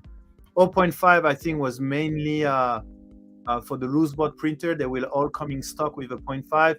0.4 is the more standard one. The 0.6 is usually the first upper level after 0.4, and then 0.8. I rarely see 1 and 1.2, but I know they exist. And then I usually see a 0.25, the below level of 0.4. I did not see a lot of 0.2, but I guess it exists also. Okay, cool. 0.2, 25. Oh, Bionic included the 0.3 as well. I honestly don't see it that much. People usually go right down to a 0.2 or a 0.4. I think there's also 0.1. I did see 0.1 as well, but yeah, let's see. Depending on how we do the infographic, if there's way too much, and if we cannot find a actual recognized brand that are selling these, then maybe we'll just 0.1 is also the percent of people who actually use one of them, so 0.1%. Yeah. Okay, so the next one would be material. I would keep material for the end for now, because that's going to be the biggest thing. For the how do you call that? The adaptation. How would you call the threading? The threading, I would say. Okay. Yeah. Well, it's not, I wouldn't call it really threading. I'd call it style. Style. Okay. Okay. Internal design. How would you structure internal design? If you had to explain to someone the difference, would you just go CHT and not CHT? Like, how would you? Because otherwise, one thing I can introduce is the LD ratio. I don't know if that's very popular, but the ratio for the die that actually very important when it comes to, for example, oozing, flow, this type of thing. This is, I think I talked about it on stream specifically during the warping discussion. I'm out of here. But it's I don't remember if it's D divided by L or L divided by D, but it's basically these. Let me draw my beautiful nozzle first.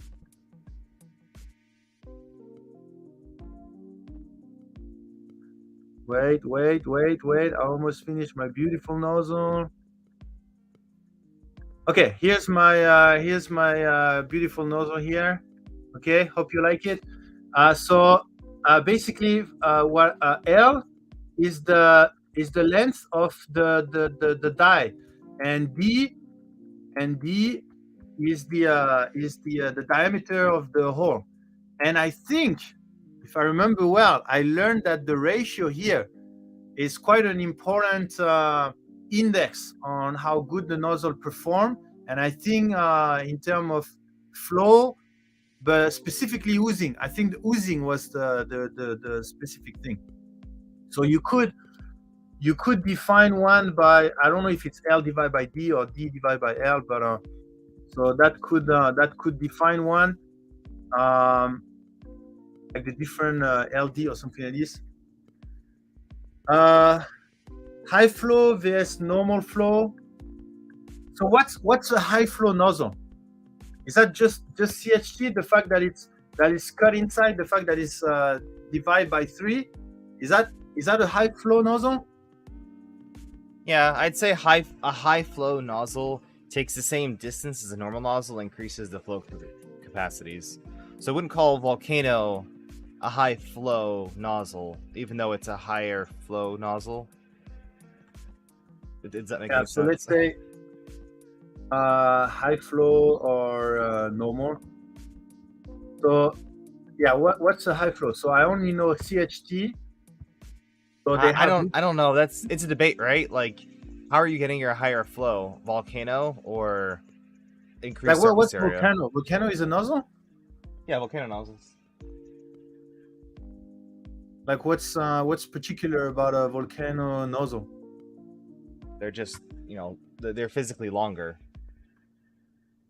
Right, so that's a Volcano. Okay. So So the melt chamber is so much longer melt chamber. Okay, yeah, makes sense. So maybe we can have the melt chamber length. It could be also. Yeah. Melt chamber length. So then maybe CHT or not then. CHT or not. Yep. Because you can also get a CHT Volcano, which is kind of crazy. They flow more. Okay. What else? Like if we have these, then that would define the internal design. If you have the LD ratio, obviously the size, and then the melt chamber length, and then the CHT or not. I don't think we should. Do we need to talk about the angle here? Maybe the what do you call that? The triangle angle, or like the cone, or like the funnel angle. Is that how for the companies that are selling nozzle? How do they sell it? How do they, how do they define? Like, let's go to what is the popular Microsys? What is the popular nozzle seller? MK8, just standard MK8 nozzle, or V6. Those are the two main nozzles. Okay, let's go and see how do they sell their nozzle. What do they talk about? Okay, so they talk a lot about material, of course, which is what it's some of them are coated on the inside as well. That could be worth. Yeah, I consider all of these as in the material which sure. we talk about. But like the internal design, like they don't really market about internal design. Does that mean they think is not that important compared to dimension? Okay, so they talk about thread length, overall length. Okay. I'll be honest, not many people care about that because they don't have any options, right? They're buying a nozzle because that's what they need. It's not. Yeah, but like, let's say you're looking for a high flow nozzle. You're looking for a high flow nozzle. Do you care about the angle here, or you only care about the melt chamber length, or whether it's a CHT or not? Or you're also going to want to have a very steep angle here? I care not. I care if it's marketed as a high flow nozzle, not specifically the features. Okay, like, so maybe I should type high flow nozzle and see what do they say. How do they explain it's a high flow nozzle? So let's say so CHT, okay, CHT.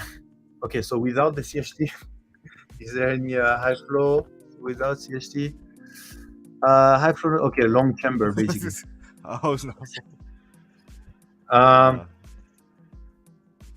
Okay, so I guess I guess much in terms of high flow besides the CHT, the knockoff CHT, and then the Basel style nozzles.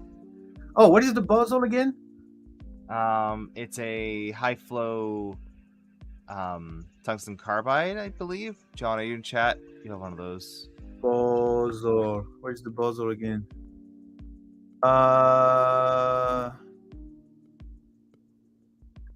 That's the first one, tungsten carbide. Okay, so what's a Bosel? Why do they call that a Bosel? Okay, so it's CHT, high flow, low clock geometry. Okay, so let's talk a little bit about the geometry. Reduce punching force, 6 mm V6 MK8 compatible, flats to fit inside the nozzle sheet. What's actually okay, let's watch the video. Okay, thank you. Okay. Okay, so basically it's a long CHT, right? It's Well, a no, it's a the long key of this tuber- one is that it's tungsten carbide, so it doesn't wear out. Oh, okay. So it's a tungsten carbide CHT. Okay. But I don't But know what if do the they call geometry it is the same. boson? Where's the B come from? I don't know. Boson. I thought Bosol was a clown. He's not a clown? Bosol the clown? No, it's not a clown? I thought it was a clown. Oh, Bozo. Oh yeah, Bozo the clown. Oh, okay. Because I was wondering why do they use the a clown name? Because you're a it's clown if you Bozo. buy one of these, am I right? No. Okay. That's So- just they named it. Okay. Bozo. Okay. Anyway, so I guess okay. And then okay, Builder's Mark. Why mill and drill? What's the is that just what would be the difference? Is that if it's milled, it's much higher quality, more expensive, blah blah, and if it's drilled, then it's cheaper, blah blah. Is there? What's the simplest way to? Oh, you send me a picture. Okay, check. I'm guessing it's due to the geometries it can create. Maybe you can create better flow geometries with milling. Better flow with milled. Okay, so milled is the symbol of good quality, better flow, etc. And drill is Yeah, that makes sense. like a cost-effective way of. Zombie nailed it. Okay, perfect. Okay. Yeah, sorry, your image is. Oh, okay, there you go. Let me copy that image. Paste. Yeah, I don't know why I cannot copy from Discord. Sorry. Let me just do this and this. Okay. PowerPoint bless you. Yeah. Why choose the 3D printer nozzle? The Then share your screen. use. Oh, okay. Yeah. Okay. So why choose the Fumble 3D printer nozzle? The Fumble use arc structure, greatly reduce the pressure required to reduce the filament, to extrude the filament, reduce the of okay. nozzle clogging. Okay. Precision process technique made with centering, CNC precision, automatic lathe, and one-time forming technology. Make sure the input and output nozzle are concentric and the interior of the nozzle is smooth without burrs. Use bottle shape. The printer nozzle, more easy blocking and blah, blah, blah. No Oh, more wow. this So it's technique. drilled. They literally just put the drill in, and then whatever the shape of the tip is, that's your Oh. nozzle. So it's just a one Wait. pass with the drill. But then this might be so bad. This must string so much. This must be very bad at handling stringing then, because you need this. You need this thing here to handle the flow, for flow management. Right? Is there anyone that bought the left one? Correct. Okay. So there is pros and cons basically. Okay, got it. Made by ordinary machine tools, it is impossible to guarantee consistent molding every time, and the smoothness of the inner wall of the nozzle is also rough. Okay, so it's pros and cons. Okay, I will have to learn a bit more about this one. Sorry. So let me put it here as a reminder. Okay, let's go to the fun part now. I only buy milled nozzle. Okay. Yeah, I will have to look into this one because to be honest, that's the first time I see a nozzle that doesn't have the die. Oh, they can probably make them in other geometries too. Right. Yeah, maybe. This is an example. I'm guessing that Yeah. there yeah. are the other style with a longer tip. Maybe let me just quickly milled vs drilled nozzle. Is that about 3D printing at least? Yeah, I don't know if you're gonna find like 3D printing nozzle yet. There you go. So is there a company that Oh, what yeah, can see- 3D So see that printing first do? image on there? Like that's kind of the example I was thinking of. So same thing, just one of them has a better tip. It's the same. So these are two different manufacturing way. So now the answer is always it depends. No, I think that's about nozzle wear. I don't think that's about how it's inside. Oh, maybe I was looking. Yeah.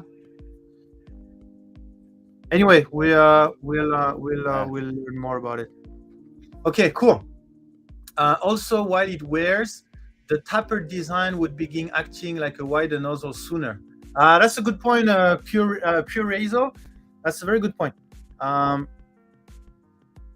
Here you will start to wear, but the nozzle size will be the same. Here you start to wear a little bit, and you already. Well, like I said, I think that it's gonna be like others, but instead of the sharp tip, it's just a smoother tip. So it should be like both. Okay, wonderful. So now I think this is the part that I think will be a lot of fun. Is the different material. How would we categorize them? So I think there is the main. I would say main. Can I say the main metal, and then the quoting, and then whether there is a hybrid part or not? Like I give you an example. Let's say it's a ruby nozzle. Ruby nozzle is brass. I think it's coated most likely with some type of anti-stick something. And then it's a hybrid with a ruby tip. Right? I also and have then, a CHT clone that has an internal insert that's a different material. Oh, if it's then hybrid would be for the CHT would be that the CHT insert is something else. Blah, blah, blah. Yeah. Okay, so as a main material, I guess it's pretty limited. What are the main materials to make a nozzle? Can I say brass, copper?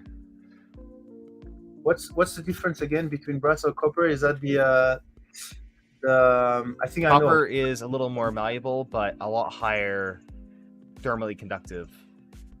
No. So I mean, I think it's depending on the blend, right? The alloy. I think they just copper is like this, brass is like this. I think. Oh, I don't know. Brass generally has bright yellow blah, since copper is an element. Also, brass I think is an alloy of copper with something. Okay. To make it a little more durable, maybe. Traces of copper, tin, and zinc. Okay, so brass is a mix between copper, tin, and zinc. And copper, well, it's copper. It's. So are the copper nozzles pure copper, or are they also an alloy?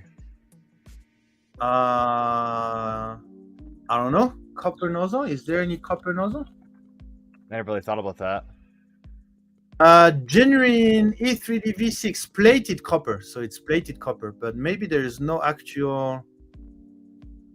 Yeah, plated copper. So they're copper, but maybe, they're plated. Maybe the copper is something you cannot really machine. Is maybe not that machinable. That's why they use brass, maybe, to make it more machinable. Well, no, like copper is one of the more popular nozzle materials. Oh, really? There is an actual. Yeah. It's a much higher flow, more thermally conductive material. People go for copper. But I only like see a little bit extra flow. Where do you buy these? Then they're really not popular. E3D has them. Is the Bridge Master Microswiss one? Is Microswiss copper? Yeah, plated copper, there's a bunch, right? But an actual copper nozzle, let me see. Yeah, they don't really categorize by. So let me just printed vision say bridge engineering. Okay, engineering. Okay, let's go and check. Is there any No, they're plated brass. bridge master nozzle? Okay, so slice engineering nozzle allow user blah blah nozzle blah blah. Okay, no, I wanna. Like with the Fadis hot end, the Rapido, it comes with copper nozzles in the box. Both at least mine came with the V6 and the Volcano size. Yeah, I mean they don't say anything about the whether it's copper or not. But I mean, even I just Google it and I don't have any result. Okay, so let me remove the word plated.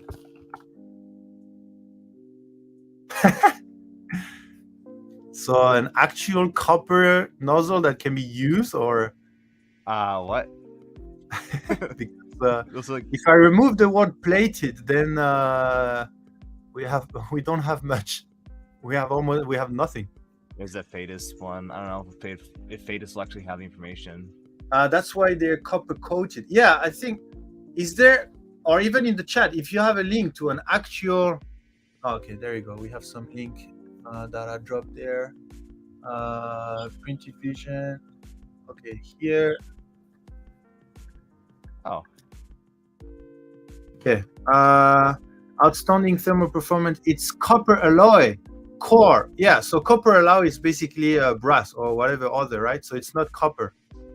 Heat transfer to the nozzle tip. Blah blah. Okay. So the Bridge Master is a copper alloy, which might be another fancy way to say brass. I don't know. Nathan, the standard Micro Swiss is a plated brass.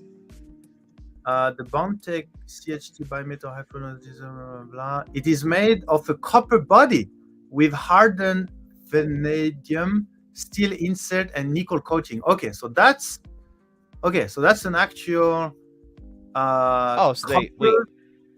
Bondtech has a hybrid now? Yeah, apparently. Oh. So it's a copper body with hardened vanadium steel insert. So this. And then it's nickel coated. Okay, great. So, well, at least we have one example. That's pretty cool. Of an actual copper. So let me add copper. Okay, what else? Brass, copper, anything else? Tool steel, but there's different grades of tool steel. Yeah, I would say the generic steel. Steel. I don't think there's a major performance difference in different types. Is there a difference between steel and hardened steel? No. Like, is there some that are actual steel, or they are all hardened steel? There's no point to use just. There's steel. some that are stainless steel, and then there's hardened tool steel, but there's no steel. Yeah. So stainless steel. As far as would I'm that be aware. for what? Food. I think the one of the stock nozzles for Bamboo is stainless. I'm fairly sure it is. Oh yeah, stainless steel nozzle. Yeah. Stainless steel nozzle, clean tip. Okay. They have very poor thermal conductivity, but I don't think they have any extra wear resistance. Let me go to my cheat sheet. Cool. It's a weird nozzle, but you need that if you're doing food grade stuff, I guess. Oh, look at what Mother Hacker did for us.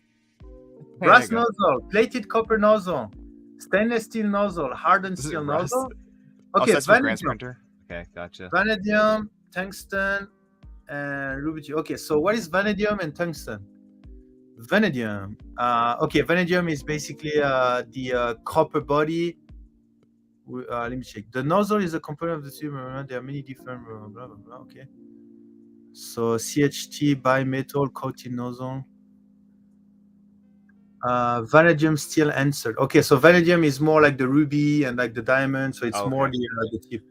Okay, and then the tungsten. So the tungsten carbide is the actual body material. Tungsten carbide nozzle are ultra durable, low push force, fast speed. Okay, so tungsten carbide is the actual body. Yes, the whole thing is tungsten carbide, which is why I like them personally. They're kinda Okay, be cool. And thank you so much, Griff. Good night. Have a very good night. Actually, the crucible method used in all modern steel making was invented in Sheffield. Okay. For connectivity, straight for high wear. I think stainless steel has the worst heat conductivity out of all nozzles, but it's used for food safe. Yeah. I'm gonna make a very nice infographic with the different thing. It's gonna be nice. Stainless steel was invented in Sheffield, UK. A little bit of some history lesson where the steel was, I guess, during the Industrial Revolution, right? Hardness of steel related to the carbon content. Yeah. And any alloy combined, I think. Yeah, I think there's many different grade of steel, right? Like Zombie was saying. Even Microsys has the two different main types.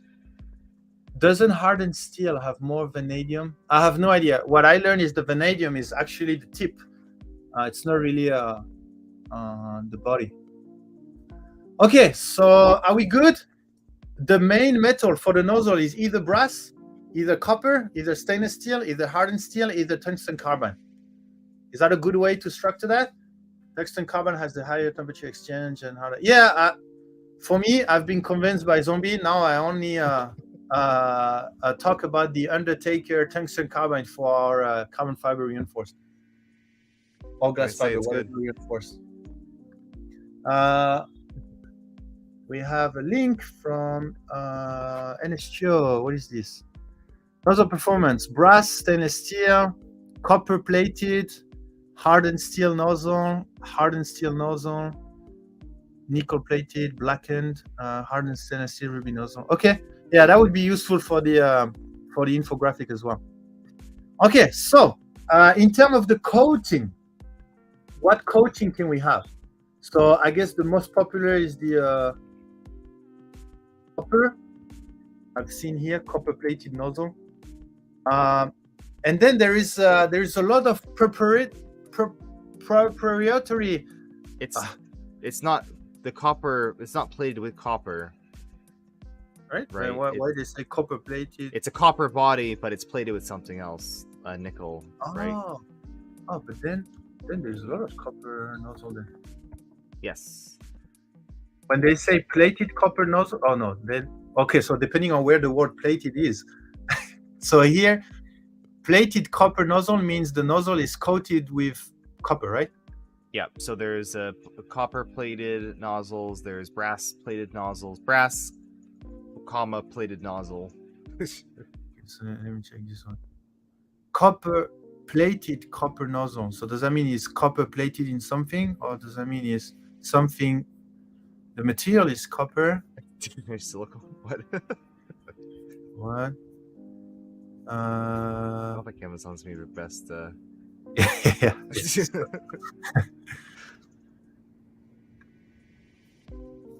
That's Copper. a non-plated copper nozzle.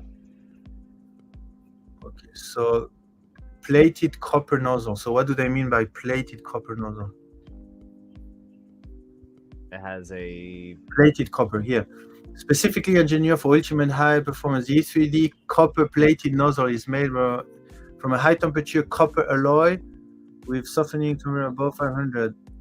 Increased thermal conductivity makes this nozzle perfect for high temperature application, but the nickel plating. Okay, so it's made out of a copper alloy and then it's plated with nickel. Okay. A non-stick functionality. Okay. Nickel. So nickel are usually used for non-sticky or non-stick ability. And then so I remove copper for now. Okay, nickel non-stick ability. I'm not sure, but there are the paint-on coatings. That's I guess more of an external thing. Is there anything like Slice's paint-on coating that comes factory? What I know is there's a lot of proprietary coating that nozzle use. I mean, it's their formula for Okay. like non-sticky stuff or like harden but I think there's a lot of value in how they quote their things. So the main metal may be pretty common, but maybe the quality or the value of a nozzle may come from how they post-process it, I think. Alloy, not alloy in English. Alloy. How do you say? Alloy. Alloy? Alloy. Alloy. Alloy. Little Alloy. John, I read the two things the same way, so I'm not too sure which one is good, which one is Alloy, not alloy. Alloy. alloy. Okay. English. Diamond-like coating. Wait, Oh. what? You can coat Oh, with yeah. diamond? I've seen that. Yes, you can Leroy. coat. Really? I didn't know. Let me check. The Triangle Live hardened steel nozzle, nano coated nozzle for Dragonfly. Blah, blah, blah. Okay, so Huh. where is the description? Triangle has always a concern. Blah blah blah. Quality. Blah, blah. Hardened steel nozzle, DLC. Diamond like Wear resistant.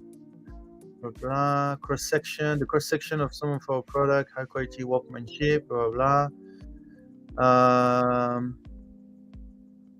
Blah blah blah blah. Okay, overall surface DLC nano coating. Coating hardness is this blah blah blah. Friction coefficient. Blah blah. Okay, so basically, yeah, okay, DLC, so it's a diamond, and it's for wear resistant. So it's a coating that is meant for wear resistant capability. Okay, any other coating? Are we good? Nickel for the non-sticky and DLC. It's a chemical vapor deposition process to make DLC. Okay. Diamond vapor. That's pretty cool. Did we look at West 3D Undertaker nozzle yet? Well, I think that's this one, right? Yeah, it's part of the Undertaker is the brand, right? They use a WS2 coating. It's an inorganic compound of tungsten and sulfur, and it's part of the metal Cogenides material group. Okay. DLC used on the obsidian. We use it all the time for molded glass. The iron titanium nozzle, because titanium is an abysmal material for heat, and also it's awful in abrasive scenario. Okay. US2. Okay, interesting. Okay, great. So if that's it, for the hybrid, well, it's pretty straightforward. I know the ruby, I know the diamond, and now I just discovered the vanadium. There's also the let's see. Tungsten carbine tip. Does that exist? Like a brass with a tungsten carbine tip? It's cheaper. Is there any other hybrid? There is the CHT tungsten carbine. Trying to figure out what that is. That's actual Bondtech. Love the Diamondback nozzle. Yeah, actually, Zombie is going to test that, but we have to contact them. We talked to them at Rocky Mountain. Soon, TM. We need to send Nick messages in chat by writing backwards. He always starts at the bottom and reads up. Yeah, that's easier way. Otherwise, I get very, very late in the chat if I don't do that. Yeah. So the best is just write your message in one message. I want to see brass body but copper insert. For the CHT? Yeah. The CHT copper insert? Yeah. Okay, copper insert then. So maybe CHT insert material can be in... I would call it high flow because CHT is an actual brand. Oh, CHT is the brand? I don't know. It's Bondtech CHT. That's an actual nozzle, but everyone calls CHT style. Same thing like V6 style. V6 is a actual brand. So we are talking about the 3 holes, right? Yeah. Okay. CSG style insert material, so it can be in copper. Oh, split. Yeah, splitter type. Yeah, exactly. That seems like it would be pretty awful, except for very low temperature use case. PTFE start to break down and release highly toxic fumes started around 260, 270 degrees C. Yeah. CSG is a patent, essentially. Okay. Really? I've seen a lot of CSG not from CSG, right? Yeah, exactly. That's the issue. Okay. Okay, great. So does that mean? And then, okay, please have a look at this. Is there anything you would add? Style, again- need volcano. Sorry. Volcano style too. Well, volcano is basically a long male chamber, right? So the male chamber will be long, right? It's just that the chamber is very long. That's what the volcano. Right. You don't have a long V6 though. You have a specific nozzle. Oh, Revo. Oh my God. We can talk about Revo. So I do V6, MK8, Revo. Oh, Revo is another system. It's completely different. Revo is the fast changing stuff, right? Like you're clipping, clip out. Something like this. Yeah, Revo. It's a single piece. Oh, okay. Single piece body. Okay. So volcano. So which one is the longest one? MK8 or V6? The longest thread. Sorry, V6 has longer threads. Both of them are the same size nozzle, actually. So the V6 is the longer thread. Yeah. So V6. Focus. There we go. It's not gonna focus. So your V6 This is is on V6. right, yeah. So very small body, but this is like MK8 has the really large head, but like really short threads. Oh, so it's even the head. So longer. Yes.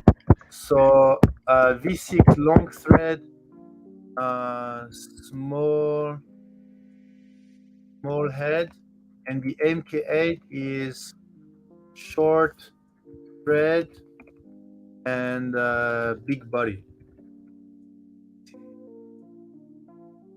Okay, and then the Revo is its system on itself, and then the Volcano. The Volcano is basically really long thread, and it's also an M6 thread, so it's really long. The Volcano is basically a really long M6 thread. I want you to Google super volcano. Right, there you go. There's kind of stuff. Someone else had it. Super volcano. Also. Then share your screen. Oh, I'm not sharing my. Oh, I have.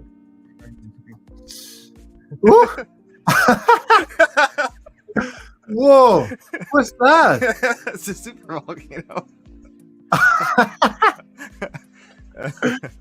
But how is the heat block then? You saw it. It's Whoa! that big block. Yeah. Oh my god! It's like a wallet. I think it's like two volcano lengths. Whoa! Okay, so you have the volcano / super volcano. I don't think that's no one's buying those. I Oh, mean, we also was forgot that to type. is it April Proof or is that a April Fool's? No, it's a thing. It's a thing. Oh, it's a thing. Okay, It's a thing. Okay, interesting. We got a brand new style Super nozzle. volcano durable hardened steel. You know what it reminds me is like that is for printing from raw material instead of spool. Airbrushed I like. D6 is 7.5 thread, MK8 is 5. Okay, that's good to know. So the thread, you said the V6 is 7.5 millimeter, and then the MK8 is 5 millimeter. Got one.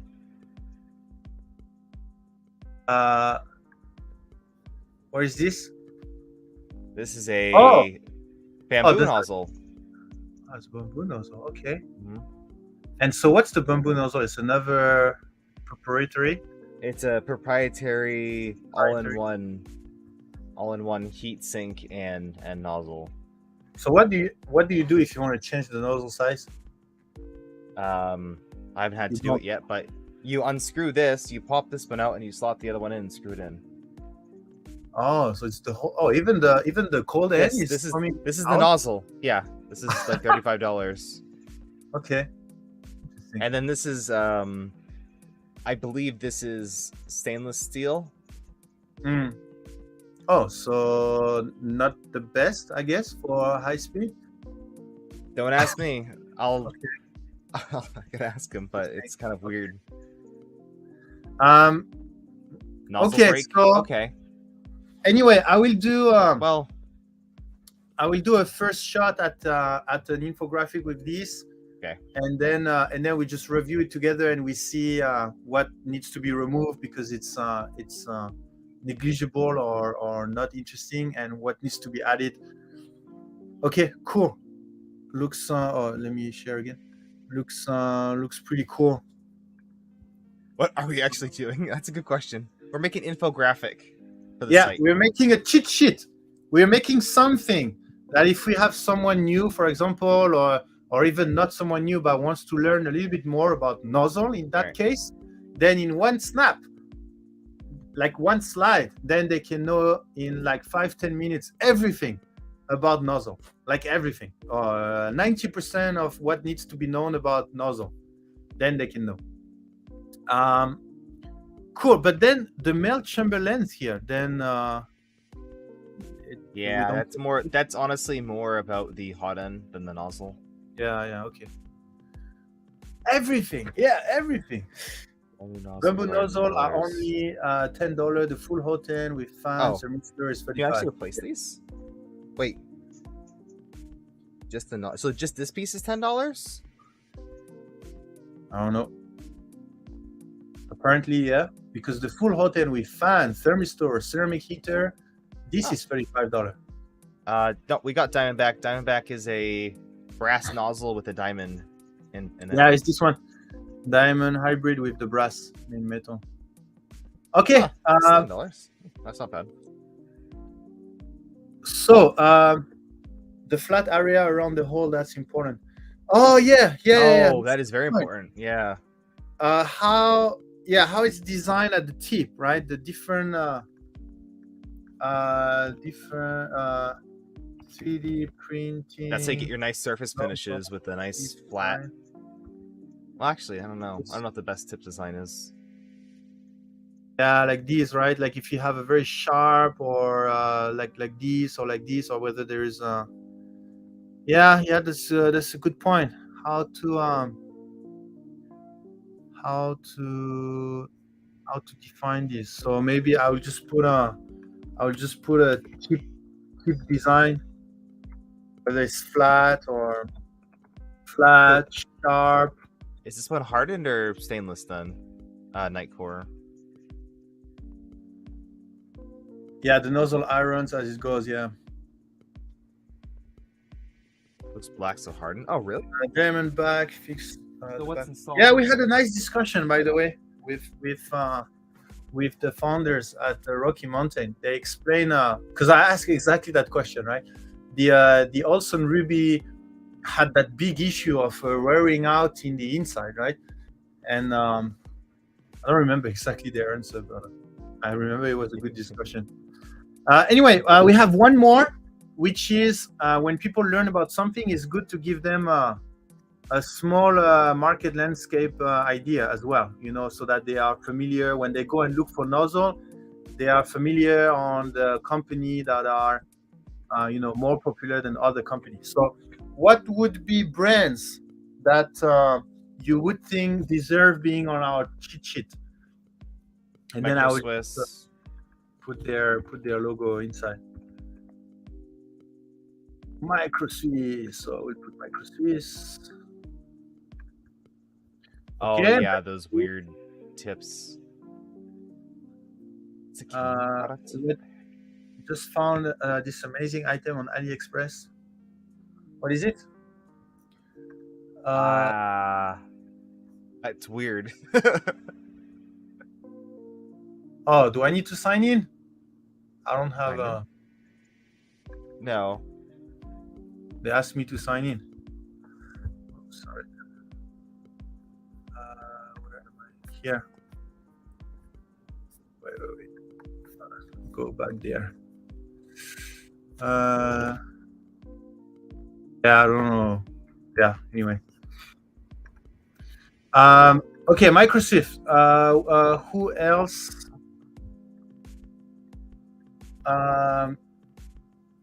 Where was I? E3D?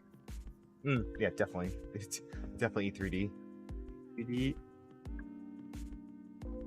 E3D. Is that the newest logo, this one? Yeah, I guess so. Yeah. And Anyway, I'll find a proper logo. Bondtech, Bondtech, they do nozzle also? CHT. So CHT brand is from Bondtech? Yes. Bondtech CHT. CHT trademark. Okay, Well, got it. yeah. What's They license the trademark. what does CHT stand for? Good question. Oh, I thought it was well known. Okay, then let's have a look. I thought I was the only one that you know. Okay, so CHT. Or am I the only one that actually want to know? Okay, there's nothing about CHT. I probably go on their website. Oh yeah, it's not their website. Bondtech, please tell me what's CHT. Core heating technology. There you go. Core heating technology. That's what he said. Yep. Just reading chat. What's the official logo of Bondtech? Is that Bondtech or Bondtech vertically like this? Okay, let me take this one. I think it's that one. Who else deserves to be on our cheat sheet? To be introduced to new people? A bit biased, but West 3D. Yeah, but West 3D is not a. Is that considered as a brand of nozzle or something like this? It's more of a reseller, right? But I don't know. They developed their own like nozzle. the Undertaker. Undertaker is a brand, or what? Or is their brand? Is their nozzle, or well, how does that work? Well, like E3D isn't a nozzle; it's a brand. Yeah. So what did you say CHT was for? Core heating technology? I think so. That's what people have said.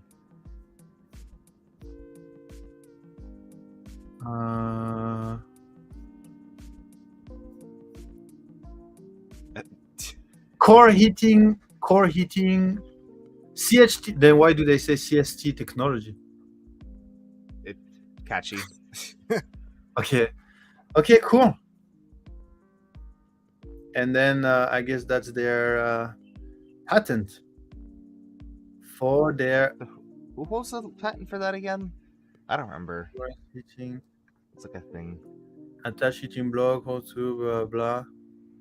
Okay, cool. Core heating technology. Good to know. Yeah. Sorry. Well, who else would is pretty popular or very popular about Diamondback, maybe. Diamondback. Diamondback pending review. But I mean, I've had people have pretty good experiences with them. Diamondback. So many. Well, really like name brands. Honestly, I mean, there's thousands of different.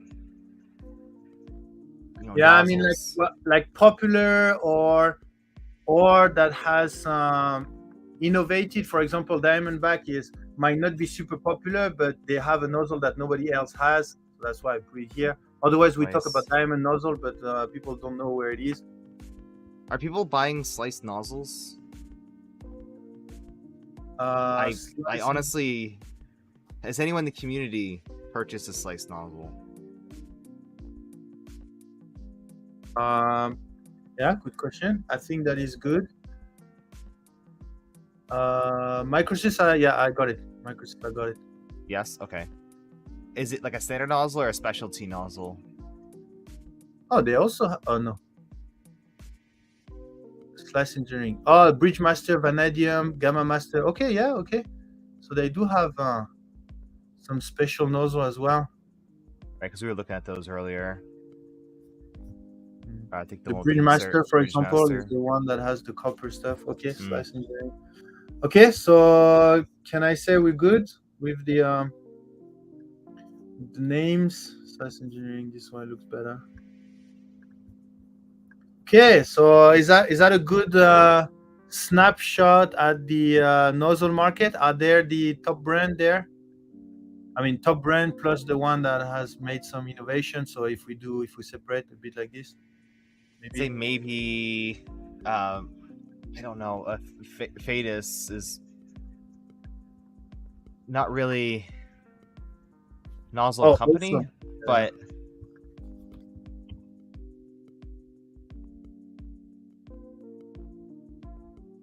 yeah, also if I'm including, but do they have? Are they still popular, by the way? What is logo? I've not seen a single Ruby nozzle ever. to be completely honest, but I've only been doing this for like a year. Yeah, it was more also Ruby. And yeah, what are we including here? Are we just including generic stuff or stuff that Yeah, recommends? It's not super. No. It has nothing to do with Polymaker recommendation. Okay. It's more if someone wants to understand, have a general snapshot of the nozzle market, how it is, what are the different nozzle, what are the name, where I can buy this kind of thing, like very general. I'm including Diamondback also and Slice Engineering. I'm including them because they are some of the only one that has some of the specialty we were talking about. Rather than Microsys, Bondtech, and E3D, they are more very popular. So the main one, they all have it. And like, for example, there's a lot that has brass nozzle, right? But I won't put their name because they're not particularly popular. Okay. Triangle Lab, Fadis, Milo. With this should be a boot count. I use policy. Yeah, I need to find a definition on brand. Otherwise, I mean, we can. I will add them for now, just so that we don't forget them. Yeah. I'd probably go Fadis over Triangle. I don't know. Well, Triangle, we worked a lot with them actually. But well, it's the same. I think there is some brand that are not popular, but they are used a lot just because of their OEM. Right. But the maybe logo. That's what I mean. Like, I don't know. Logo. What do you guys think? Is Triangle nozzles or Fadis nozzles more common? I haven't purchased like specifically either, but yeah, they're both the same company ish, same parent company.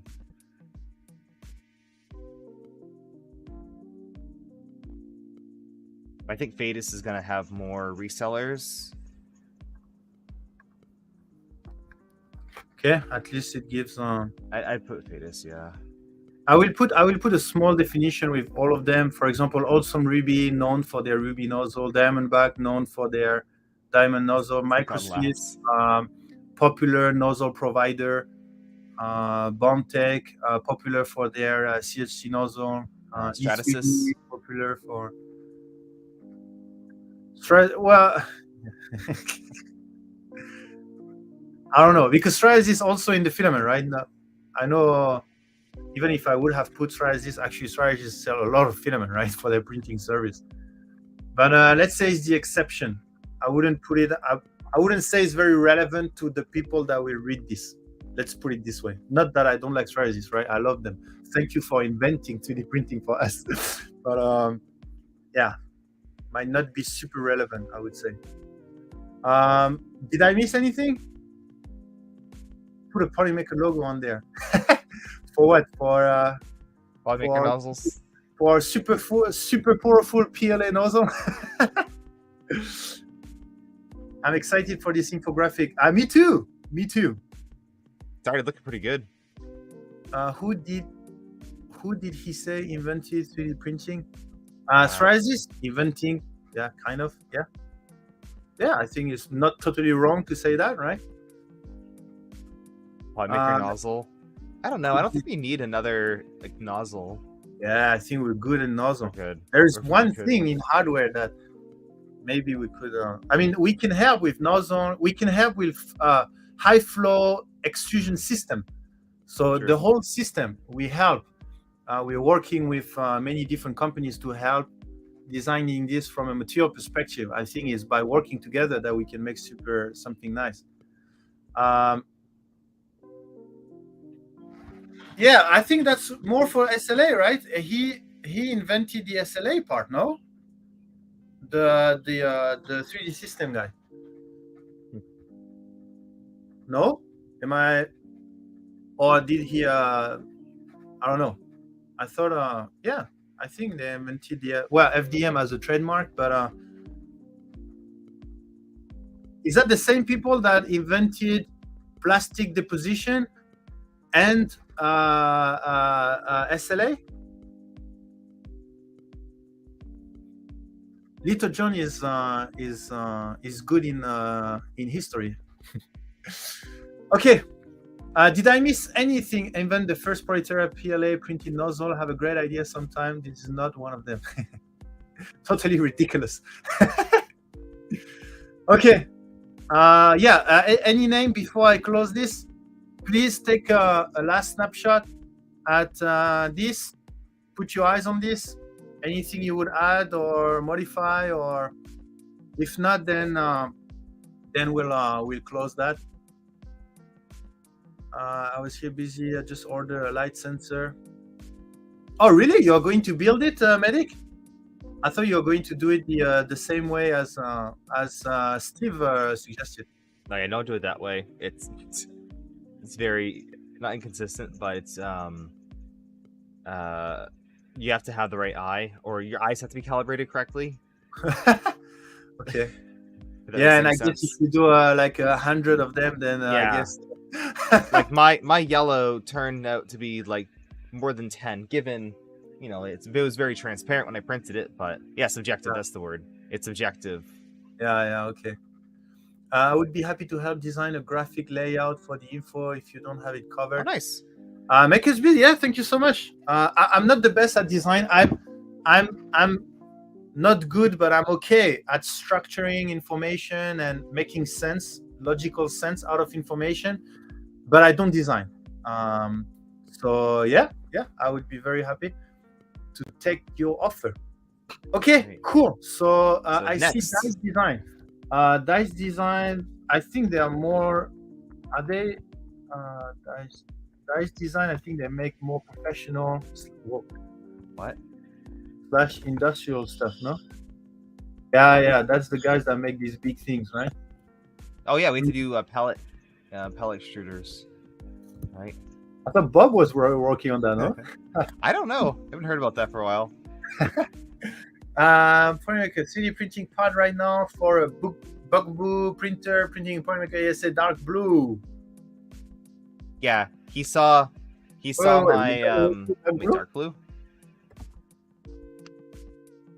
Dark blue. I'm guessing it's regular blue because the regular blue is dark blue. Oh yeah, maybe. Yeah, okay, with this one, yeah. Ooh, look at that winding!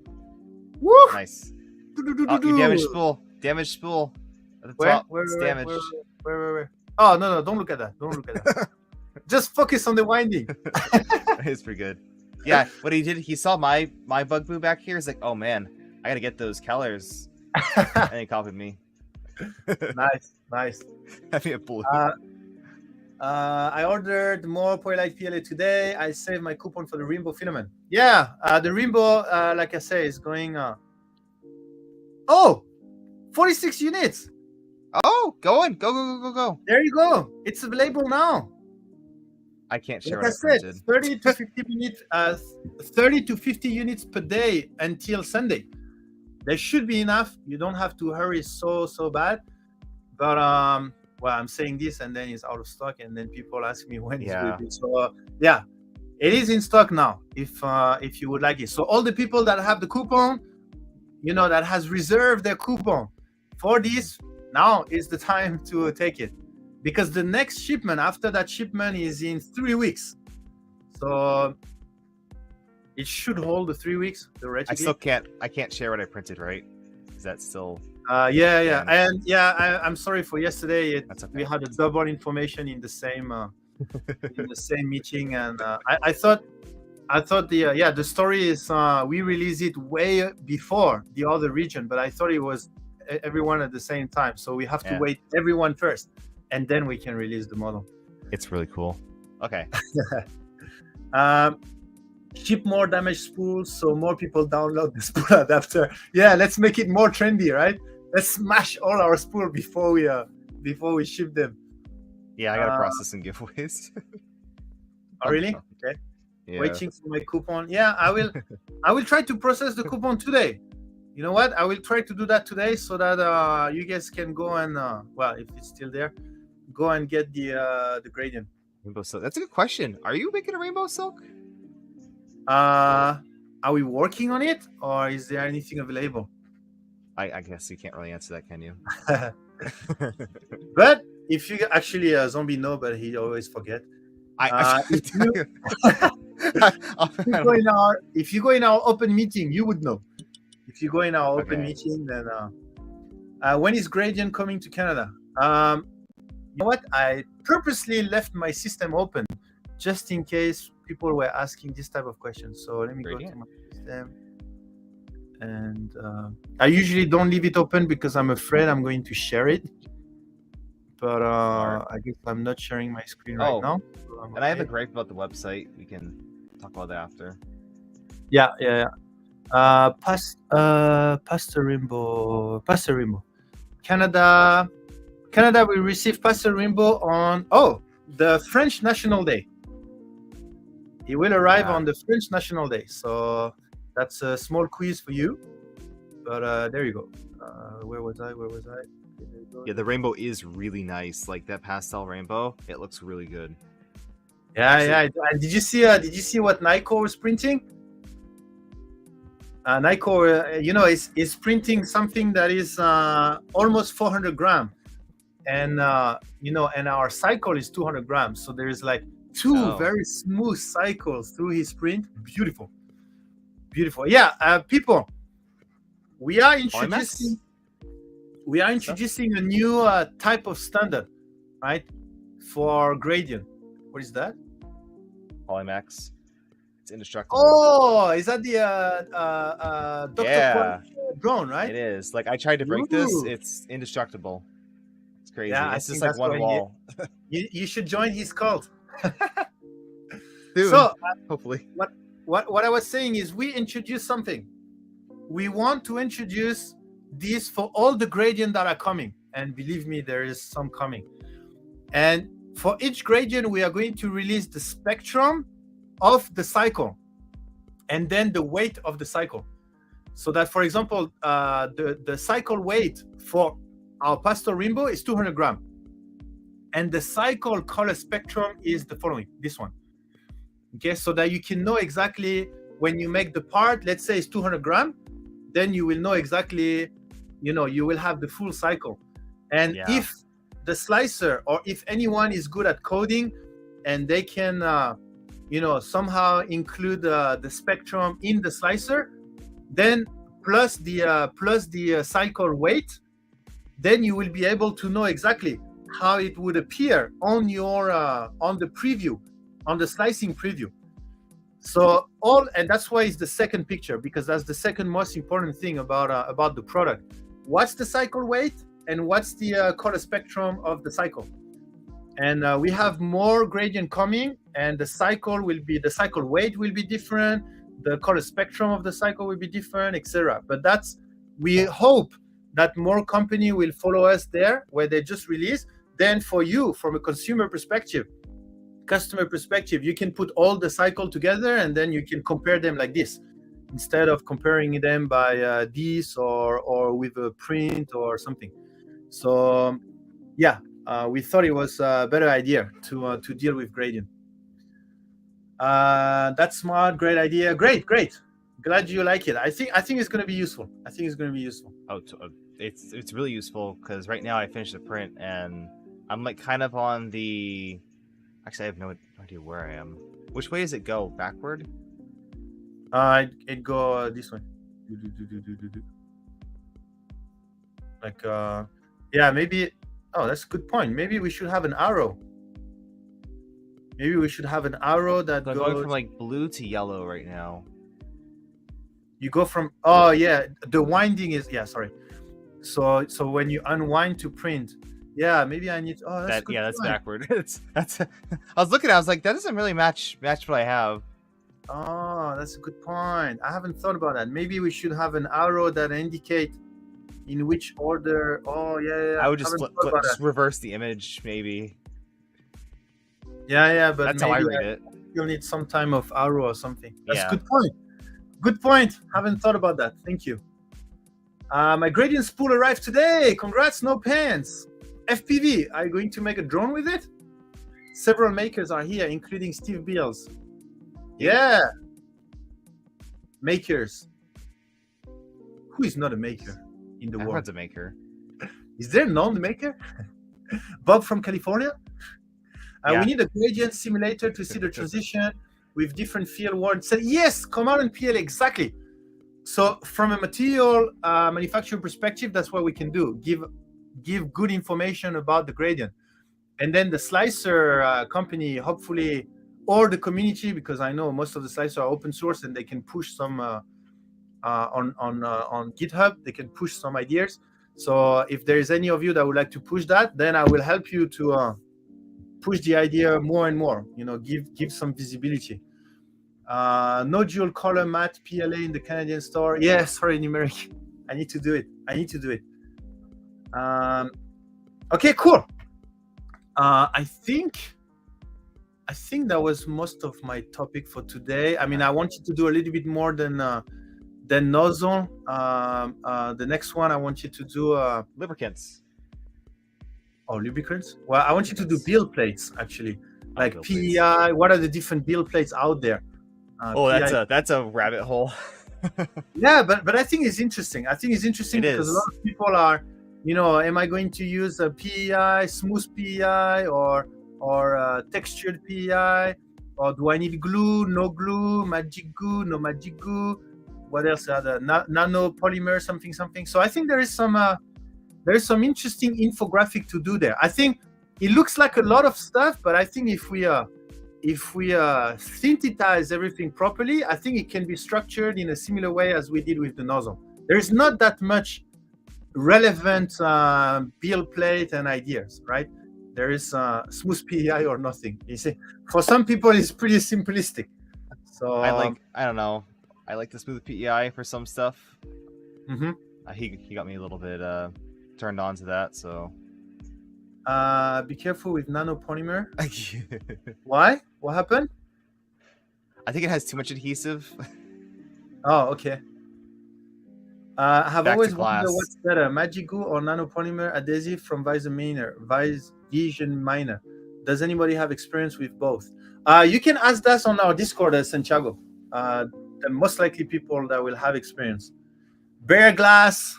Yeah, I started with Bare Glass. I still like Bare Glass, but this is Polymax PLA. What Polymax actually made of? This right here. Polymax PLA. Do you know? I wanted to call. We have warp-free technology, layer-free technology, ash-free technology, destruction-free technology, and I wanted to have a break-free technology for our Polymax PLA. But finally, it was called the nano reinforcement because it's hard to say break-free because people is gonna go snap. So where is the technology there? But anyway, it's Polymax is extremely ductile, specifically the Polymax PLA. So you will most likely not be able to break it. It will just bend all the way. If you go to my very, very early stream, I think I took a Polymax dog bone sample and I was like this for almost, I think 8 or 10 times before it's starting to splinter. So yeah, that's why it's used a lot for drones. There's actually a community in France that are using that, and we now have a cult in China with our friend Dr. Quad. Yeah. The infographic was one of my responses to your question this morning. Glad to see we were thinking the same thing. Okay, I don't remember this morning. Oh, Dr. Quad, talking about that. How are you? We just Zombie just showed the. Is he frozen or is he reading? Oh no, he's reading. I thought you were frozen. Zombie just showed your drone design made out of. Yeah. I still have this. It's like my only good sample of Polymax because I still have all this. The supports were like a nightmare to remove on this one, so I just like left them all on. But yeah, like it feels weird. I don't know. It feels ductile, basically. Yes. Yeah. Exactly. Yeah. So anyway, we were talking about the cult, and Dr. Quad and everything. So this is the one in the chat right now. That's the Dr. Quad. That's the one. I just got drone preaching the good word at a convention. Nice. Really cool. Could you layer it with PLA Pro to max it ductile and stiff? Well, that's what PLA is for. So you can just use PLA Pro. That's what PLA Pro is for. So you have Polylight PLA, extremely rigid, low impact resistance. And then you have Polymax PLA, extreme impact resistance, but low rigidity. PLA Pro is straight in the middle. So you don't have to mix Polymax PLA and PLA Pro. You can just use PLA Pro. Well, except if you want the one that is in between PLA Pro and Polymax PLA, then yeah, maybe. No, they are joining the cult. If you bend it far enough, does it quack? Well, depending on how thick it is, right? Depending on if it's this thick approximately, it will just have some stress mark, but it won't snap. But if it's a bit too thick, then the top will start to crack.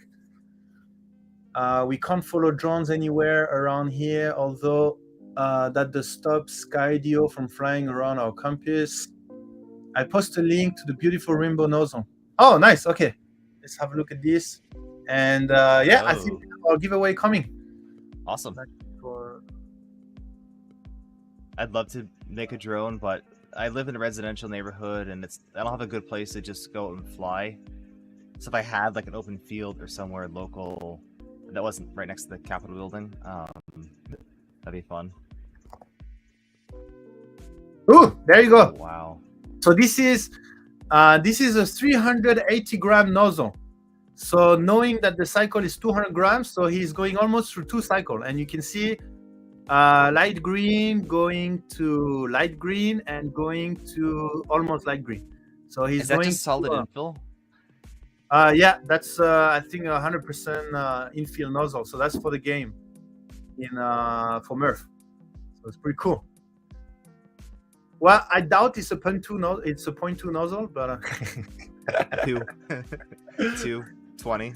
0.2 meter nozzle. Not millimeter.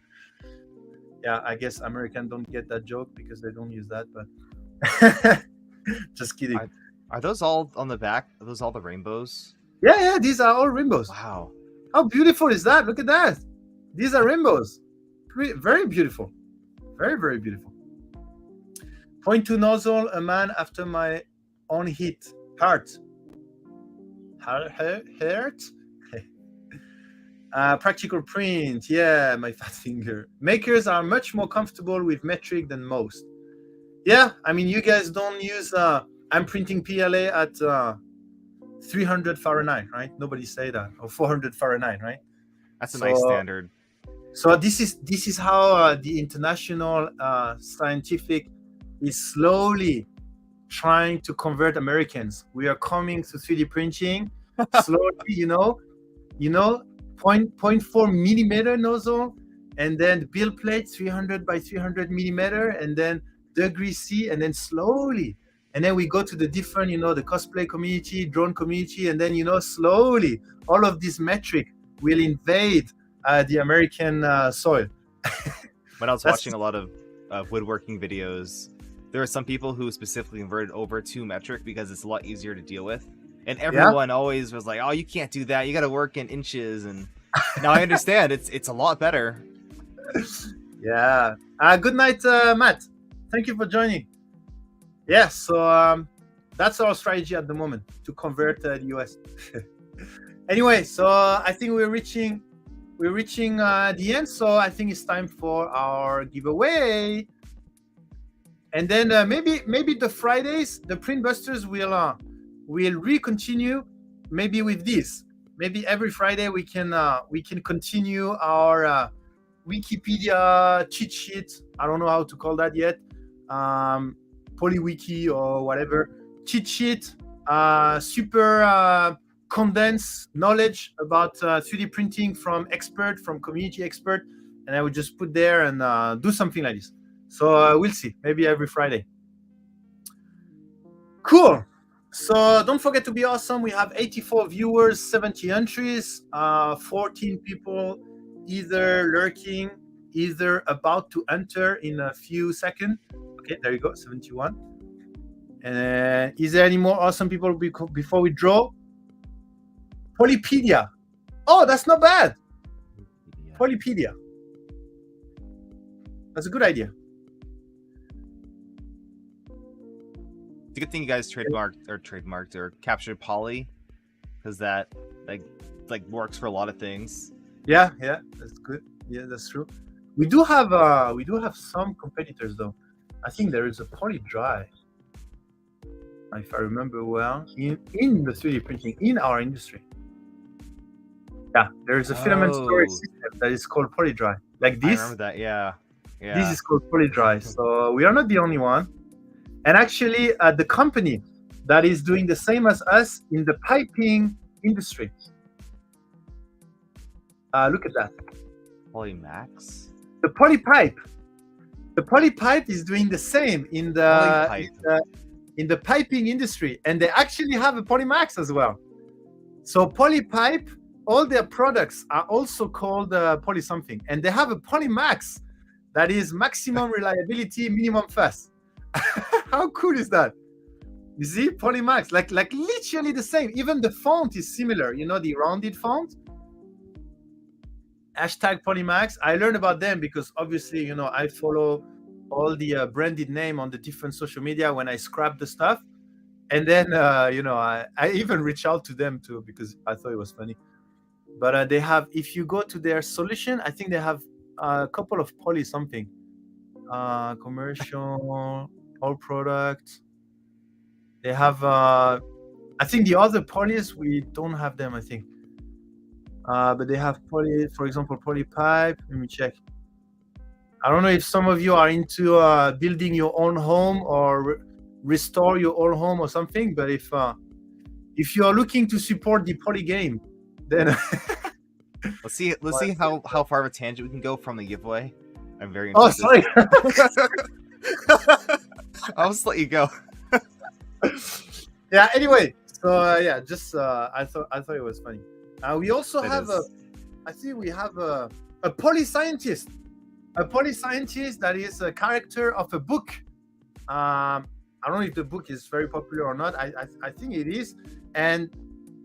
Or the Poly material. Well, I don't remember, but it's a Poly scientist or Poly material, and he's a character of a book that has special ability with plastic. Something like this. I mean, everything makes sense. We can do a plumbing checkup on your Texas facility. Yeah, just to make sure we use Polymax, right? Okay. ProPress. So let's go with our first drawing. Our first winner of our 3 winners of today. Polyscience is a company. Oh, I didn't know that. Thank you, Stephen Poole, for the hype. Pete Savas, congratulations. Poly want cracker. I didn't understand the joke. They have Polymax. Yes, Dr. Quat. They have a Polymax pipe.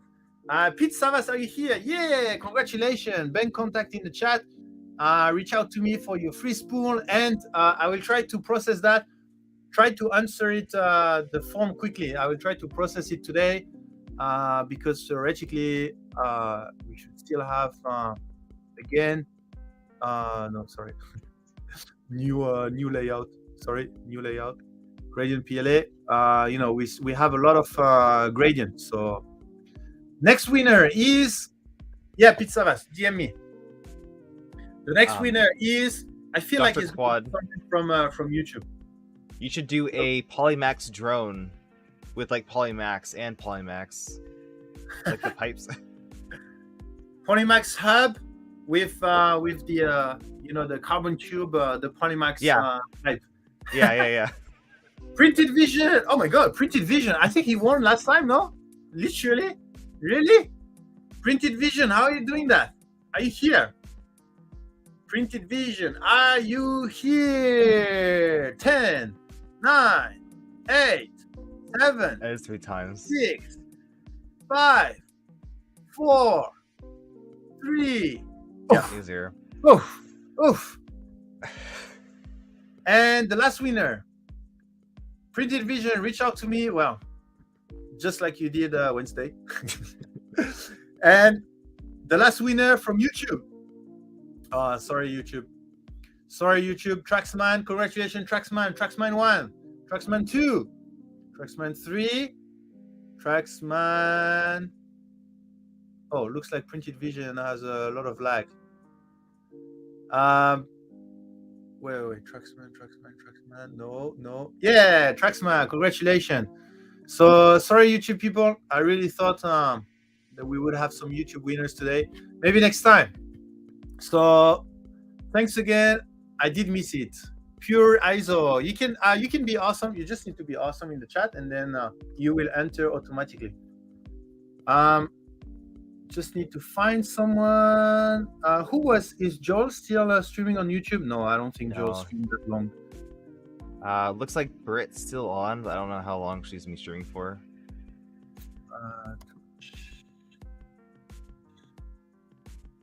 Who do we have? Who do we want to discover today?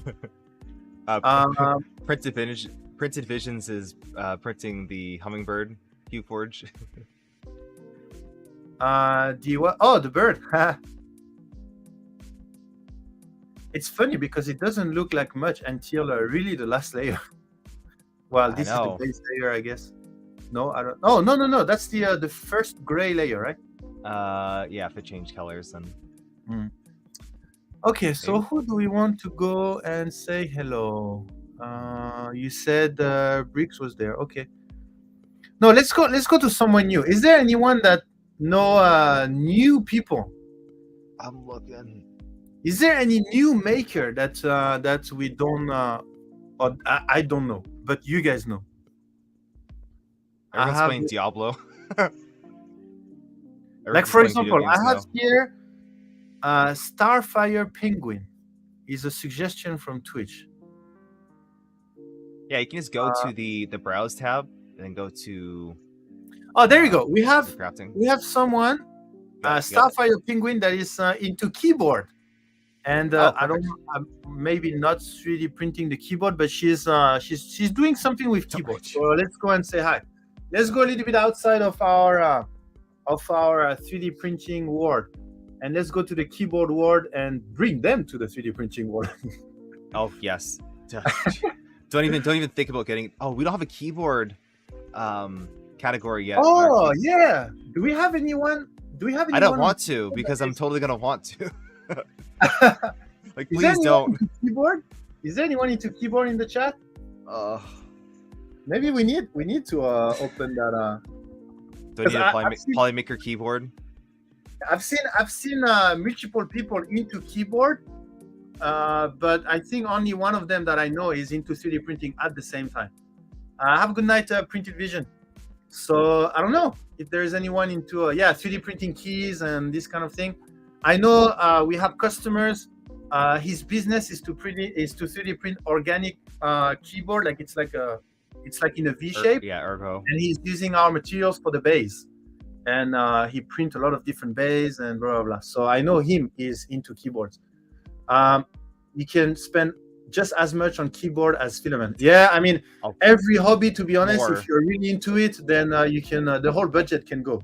So yeah. And for the people in for the people on YouTube, let me do this. I never do that, but I should.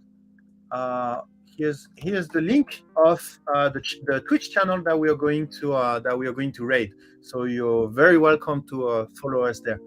So thanks again, everyone. Thanks, Zombie. I won't stay that much because we have a quick talk with Zombie right after, and I need to finish before 1. So cool. Right. Thanks again, everyone. It was a lot of fun today. Thanks, Zombie. And then I will talk to you next week. Bye.